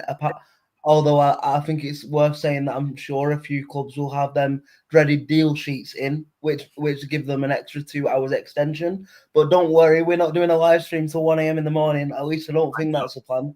Ryan might have other ideas, but I don't think I'll be here. Ryan, put your answer in the flying across bit at the bottom, wherever we're going to force Aaron and Jordan to stream until 1 o'clock in the morning. Because me and Jack are going to bed. Absolutely. But I just wanted to round things up, and I'm going to start with some news that have come from other leagues, rather than League Two for a quick second. So, obviously, QPR are waiting on signing Harvey Vale from Chelsea, which is quite a big signing because obviously he is someone that's got a lot of potential and has been at Chelsea pretty much all of his career, but had a lot of loan deals. So that's an interesting one. I think that the biggest thing for me today, though, out of all this, is how Arsenal have gone from being linked with, putting a bid in for Ollie Watkins and then going to go back in and get him again, and then being linked with Nico Williams, and yet they've gone through a whole January transfer window yet again without another striker. Like that, to me, I mean, I know it's advantage Liverpool anywhere, but Arsenal are doing brilliant work getting themselves back into a position. But I don't think Kai Havertz is going to score you enough goals to get you in a title race. No. So I don't really know what's going on there. But just to end it then, like for January overall, what do you think the biggest deal of January has been, or what team across the divisions do you think's had the best January? Not just biggest maybe biggest one for me, like the actual just biggest deal, probably Marcus Rashford to Villa. Yeah, just because it's such a random one. Like we knew he was going to leave, but I don't know whether anyone expected him, 1, to leave in January, 2, for it to be a loan, and 3, for him to go to Villa. Like it's such a weird one. I think Villa themselves have probably had like, if there was a team of the transfer window sort of trophy, I think it belongs to Villa. You know, Asensio, and then obviously they've announced Axel Disasi in the last couple of hours as well from Chelsea, on a loan deal with a £5 million fee for that loan deal, which is crazy in football nowadays. But I think them overall have had the best window. In terms of Marcus Rashford, though, just to finish off, I actually think it's a really, really good move for him, if I'm being honest, because I think he'll play, especially if Watkins has got an injury now, you imagine he'll play as the starting striker for a while. And they're in Champions League football, so he'll be playing Champions League football again. They're qualified into the next round. So, yeah, I think it's a really good move for him. I'm just having a quick look now, a quick check to see if there's anything coming from anywhere. I mean, wait a minute, who's put that comment in there? Because where am I? I need £5,000 for me. Where's everyone else getting the £5,000 from? I need it for me.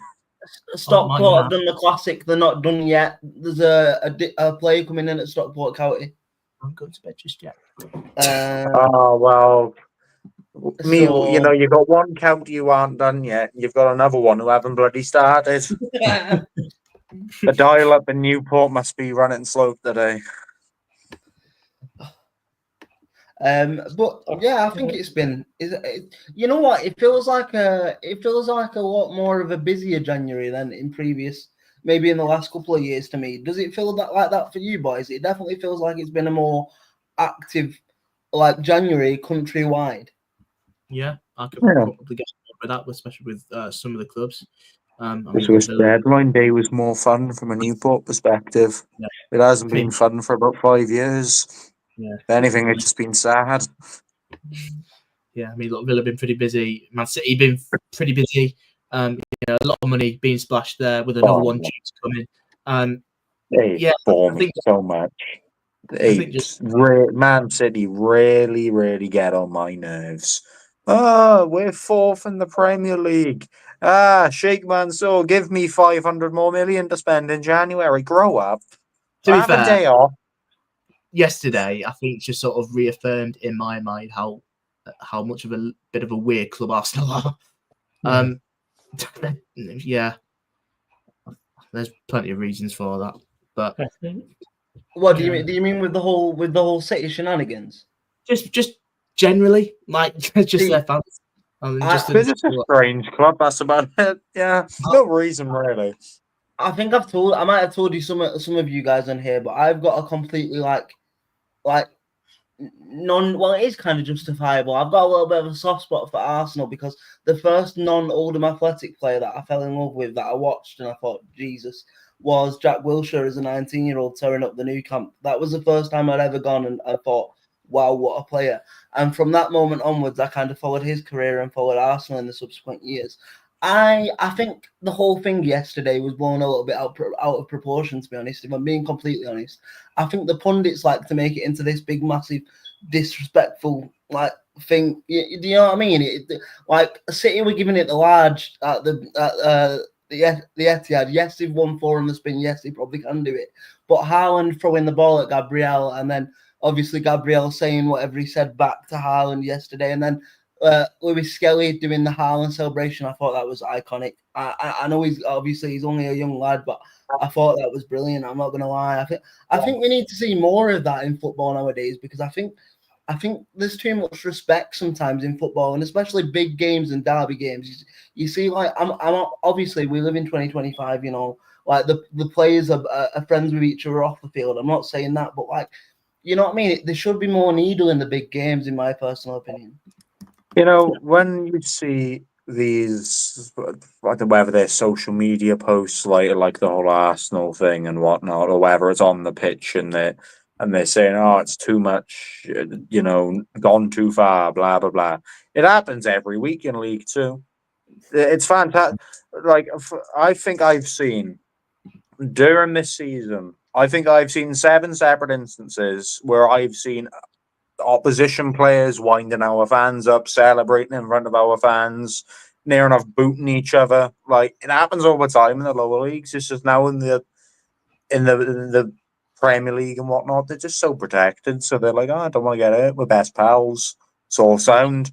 Yeah, you know what? Liverpool, Everton, Man United, Man City may as well be a friendly in my eyes. It's like I'm going to the Oldham Rochdale game at Rochdale tomorrow, and it's going to get called off, man. I reckon. Well, you're right. I think it might be because of Rochdale's pitch, but I'm in a very unique position. I've always lived in Rochdale, but I've always supported Oldham. My dad was born like 2 minutes from Oldham Stadium, so I have a lot of Rochdale supporting friends. But when it comes to Derby Day, I don't even speak to them until after the. You know what I mean? Like, I don't want to know who you are. Like that's how rivalry should be, in my opinion. And then you can have a chat about it, have a pint about it afterwards, but not like unrelated. Burton Albion are about to make a sign, and they've also done that "anyone still awake" post. So incoming at Burton. Just a couple of others. Christian Nwakwu. He regretted having to announce that one. 7 minutes ago, joined from Bulgarian First Division 2, Sheffield United on an undisclosed fee, and then West Brom are looking to make a very late loan deal for Southampton striker Adam Armstrong.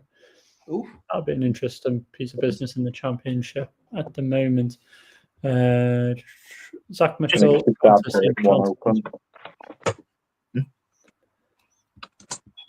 Just been a news in League Two. Finley Ashworth has joined Port Vale on loan from Premier League side Wolves. There's a thing coming there. We're getting closer. Stockport have released a teaser for their signing, but I can't work it out for the life of me. I don't know whether you guys know who that is. I'm going to go give it a watch now. Was that Stockport, you said? Yeah. Let's have a watch. I hope it's one of our. Oh, you horrible jam sponge. Oh, that's mean.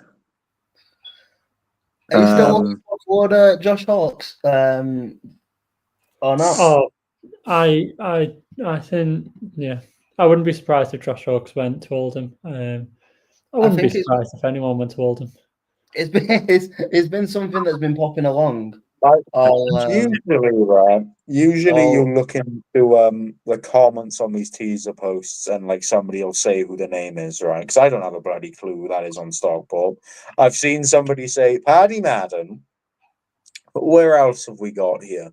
I just instantly thought Messi when I saw that because I remember we've got Chris Sharp, we've got I don't even know who that is, and I'm not even going to try and pronounce it. Paul Mullin, and I understand this one's satire, but it made me giggle quite a lot. Somebody's went Shamanga. I find that one quite amusing. Oh my life. Yeah, with your points, Aaron, like brilliant. Absolutely brilliant at Oldham. But with just over 5 minutes to go, a bit of housekeeping, obviously.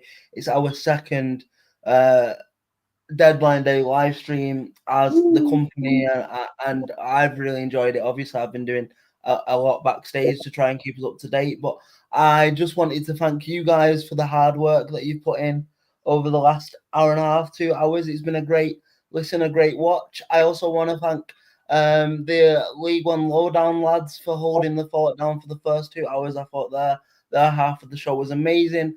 And if you would like to listen to both of these respective podcasts, and you can find them both in the links below wherever this is going out, or on. In fact, guys, do you want to plug your own channels and your own YouTubes while we've got a quick? For legal reasons, this comment is a joke. It's a joke. For legal reasons. Please subscribe so I get some money from Kieran. Yeah, look. Wait. No, that £5,000. Wait a minute. We're not one step away, everyone. Jordan, promote your socials. Jordan, do it. The host of 40th, do it. Yeah, do the thing. Lucas just put it in the chat, and it's probably on screen now. At 40th Fever, we are 2 subs away. We're 1 now. He's going to start crying. He's going to get emotional. Can we do it? Can we do it on stream? Because I want Kieran to get his wallet out. I'm not getting my wallet out. I'm not getting after that. I'm so glad you said wallet. I'm not getting. Not only am I not getting my wallet out. Listen, right, here's my wallet, and it's very closed, right? And it's staying closed. I don't even have £5,000 for me. You're not having £5,000. You're not having £5,000, and you're not having £5,000. And none of you in there are having £5,000. I'm pointing at all of you, but it looks like I'm pointing at the same thing. Wait, hold on. You not having £5,000. Where you up the top corner, no £5,000 for you, and you over there, no £5,000, even though Tranmere are skint. Grimsby certainly spent 120k this month. With that, shall we try and bring the last 5 minutes a little bit normality back? So, as I was saying, before Kieran went on his mad little rant, do you want to do some promo for 4th Fever and just say what you've got coming up in the pipeline over the next 4 weeks? Yeah, let's do it properly. Look, I mean, first and foremost, the support has been great. So we appreciate all of that. From when we started in the summer. And we've not done too bad ever since. Thank you very much for the support. It has been mentioned earlier. Like I think we are still 1 away from 500 subs. There is plans for 2 episodes a week. We're going to try and do that. We'll see how it goes to sort of match up with the League One guys, who are obviously doing very well over there. And we thought, we'll try and bring a little bit more content out. I mean, that means you get to hear more of our voices, and you get to see our faces a lot more. I'll let you judge if that's a good thing or bad thing. But no, look, this has been I think just are pleased to announce the loan signing of Kyron Lockhouse from Barnsley. Just want to let you know. A good right back there. Very good right Burton back. Albion. Burton Albion. That's decent. That's Burton signing. Yeah. Just before Kevin interrupts me, just on thing, just as a whole, I've really enjoyed doing this. Obviously, the second time doing a deadline day live stream. I know Kieran was there with the last one. Obviously, Jack, you've done well there. The League One guys, I did listen to their first hour and a half. I thought they absolutely smashed it. Obviously, go and give League One Lowdown their support as well. They're decent podcasts over there as well. Follow 4th Fever. As we have 1 more minute left of transfer deadline day. It's all right. Rotherham are about to sign someone as well. I tell you what. Why does this always happen every window? It always happens. With Rotherham, I saw from I think it was Peter Log, that there was after Kelly Ruddock-Panzu from Luton. Yeah, they are. Yeah. That might be him. Again, that would be another one. Seeing him in a different shirt other than Luton might feel a little bit weird. I mean, he's been that good for years. I love the way that all the comments on this post are. It's just one signing only. It's a joke. We're not being backed. Blah blah blah blah blah. I don't know whether any of you have mentioned it, but Colchester look like they're making another signing, which would make it 4 for the day. The day I'm off from Rochester. Can I just say, as we hit the transfer deadline day finish, we have hit 500 followers. Yeah. Smashed it right on the deadline. We've done it on deadline, and where is Rotherham signing to celebrate? It is in Pans, who on loan from Luton the rest of the season. as expected. Stockport as well. Owen Moxon. That's the sign that they've made. Another Owen midfielder Moxon. brilliant. That's a decent signing, man. Yeah. That's a good sign. I like that. Very late to have a 3.5 year deal for him. Fleetwood have tweeted the skipper's going nowhere. So I don't remember who their captain is, but he's about that'll be Damien Weird. Yeah. Huge rumours around him leaving in a bit of a controversy, but I think Fleetwood fans accept there we are. that they might lose him. So it's good news for them. What else at have least we to the end got? of the season. Oh, point that out. on BBC Sports website, just to cut across. Sorry, somebody's just put, and we have a 11 o'clock transfer announced on the dot. Shall we find out who it is? Oh no. Okay, can we have a conversation? So and it's there's Nico one Gonzalez to Manchester City. Well, there's a bit of news that's been confirmed as per 1 minute ago. And everyone knows this name, and everyone knows what team this player is associated with. A tweet from Hibernian Football Club. We can confirm that Harry McCurdy has left Hibernian by mutual consent. No, he's off to Swindon, isn't he? He's Harry McCurdy and Ian Holloway, by the way. I mean, is Shane still in this stream? Because he's going to be absolutely livid. I mean, yeah. Looking at it, did we cover Harvey Vale as signed for QPR 2 minutes ago? Yeah, I said it when it came on. Lovely stuff. From Toby Locke, MK Dons are working. Well, this was from 5 minutes ago, but they were working hard to get something done in. By the way, the window is officially shut now. Yeah, we'll have to see if MK Dons have completed that signing in time. Where's Jim White when you need him, eh? So it might be a little bit of a wait for MK Dons and for Luke. Can I just I've just messaged Shane, resident Swindon fan, about the Harry McCurdy thing, and I cannot repeat what he said as a reaction to if McCurdy joins on a free. But let's just say he will not be very pleased. We will put it that way. Now, what I'm going to do is I'm going to open up the Swindon Twitter for the next half hour and constantly refresh. I have to say, one of the worst windows we talked about, I've just got to put it into perspective for my club. Our last tweet was 2 days ago. We've got the lowest goals scored in basically every league in England and the highest goals conceded. And we signed one player. How does that make sense? How does that... We've not even sacked a manager. We've not done anything. I'll give you 3 words. 3 words. Nigel Very Atkins bad ball. club. Absolutely. Okay, close enough. Same thing. Did we talk about Colchester's most recent signing? I think Ken Abbo on loan from Norwich. I don't know who the bloody hell that is. Signing that. Don't know about Huge signing that. I've heard of his name hundreds of times. I think, let me double check, is he the one? I just saw Swindon Town and I really thought it was going to happen.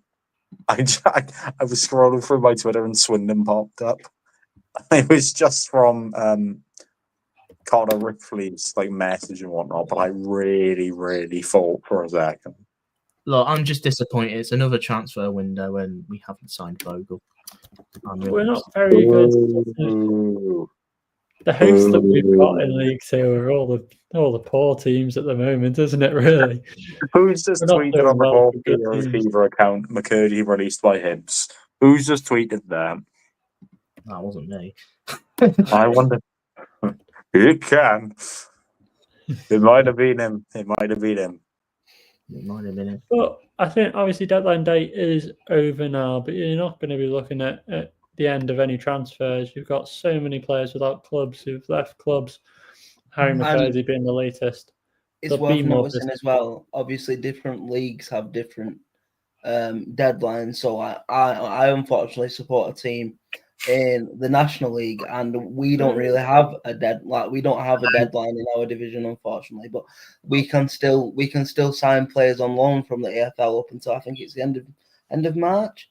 So yeah, I know the there could be some more movement out of them leagues, and I'm looking forward to Jack joining me in that. I was going to say I can't wait to join you. I'm checking the McCurdy tweet about him being released, and everyone's just posting on there. That's the best news we've had all day. Fantastic news. Looking at it as well, obviously you can see it. Something is going on at MK Dons at the moment. Go on, Harry McCurdy, you won't. Through the door. Harry McCurdy, you won't. Go on. You won't. One of the most hated footballers anyway, because of how arrogant he is, joining the most hated football club on the planet. Go on. Whether this one was mentioned in Scott Arfield has left Bolton to join Falkirk in Scotland. Of course, remember Scott Arfield. Sorry, again, just this blows my mind, right? But just to end this, right? So, and then we'll do the housekeeping and end the stream. So, City have spent 170 million this January. That's more than the rest of the Premier League combined. That is mental. Considering where they are, and all they have to make moves, but that is mental. I'm going to point out something. The defender they've signed, I can't remember the nation. Is it Uzbekistan? No. It's one of them countries. The lad from Uzbekistan. Yeah. If you've seen a picture of him, I mean, look, Kieran and Jack, I'm sorry, Jake, but does it look like him? It's him. It does. I will be fair. It's the first time I mentioned it, and I saw a picture of him yesterday when he was on the bench. I genuinely thought it was Jake. It does look like him a little bit. Sorry, mate. On bench for Man City would be unreal. His big Bambi legs. Oh, bloody hell, you lot have beaten us 8-0. I'll play for you now. Bloody Nora. She's Right, just anyway, I think we're all getting a bit deluded, so shall we? No, we're not. I've been scrolling here waiting for Harry McCurdy the whole time because it will be so funny. In ages if we do. I hope not anyway, but I'm going to sit here and stare at my PC screen all night. It's going to happen. I'll say my goodbye now and just say, thank you everyone for tuning in and across the 3 hours, 5 minute stream, which is mental. And yeah, obviously, thank you to the 4th tier Fever lads. You've smashed it. Thank you to the League One Lowdown lads. And like I said, this is just the beginning of a very, very busy back end of the season for us as the deck. So exciting things to come. So make sure you're tuning in. But that's everything from me, Joe. Do you wanna finish up? Yeah, just a quick one. Obviously, also thank you very much for obviously watching, of course. If you've watched for the whole 3 hours, then that's unbelievable. Thank you for the people that's coming from this one, and of course for the people who joined Sam and Jamie for the first hour and a half for the League One Lowdown one. Also, just a very quick one. Thank you so much for 500 subscribers as well on the 4th Tier Feedback YouTube channel. We can't thank you enough. So that means we're now going to do. I'm saying that like it's more of like a thing of force, but it's decided that it's something that we want to do. We want to keep pumping out as much content as possible because it's going down like a treat really well, and we can only say thank you for the support there. You get to hear our lovely voices and see our beautiful faces on a lot more regular basis. So yeah, I'm sorry for it. I just punched my table right as you were in the middle of that really, really nice conclusion. And with that, I'm just about to end the stream. So we've been the deck, and we'll see you soon.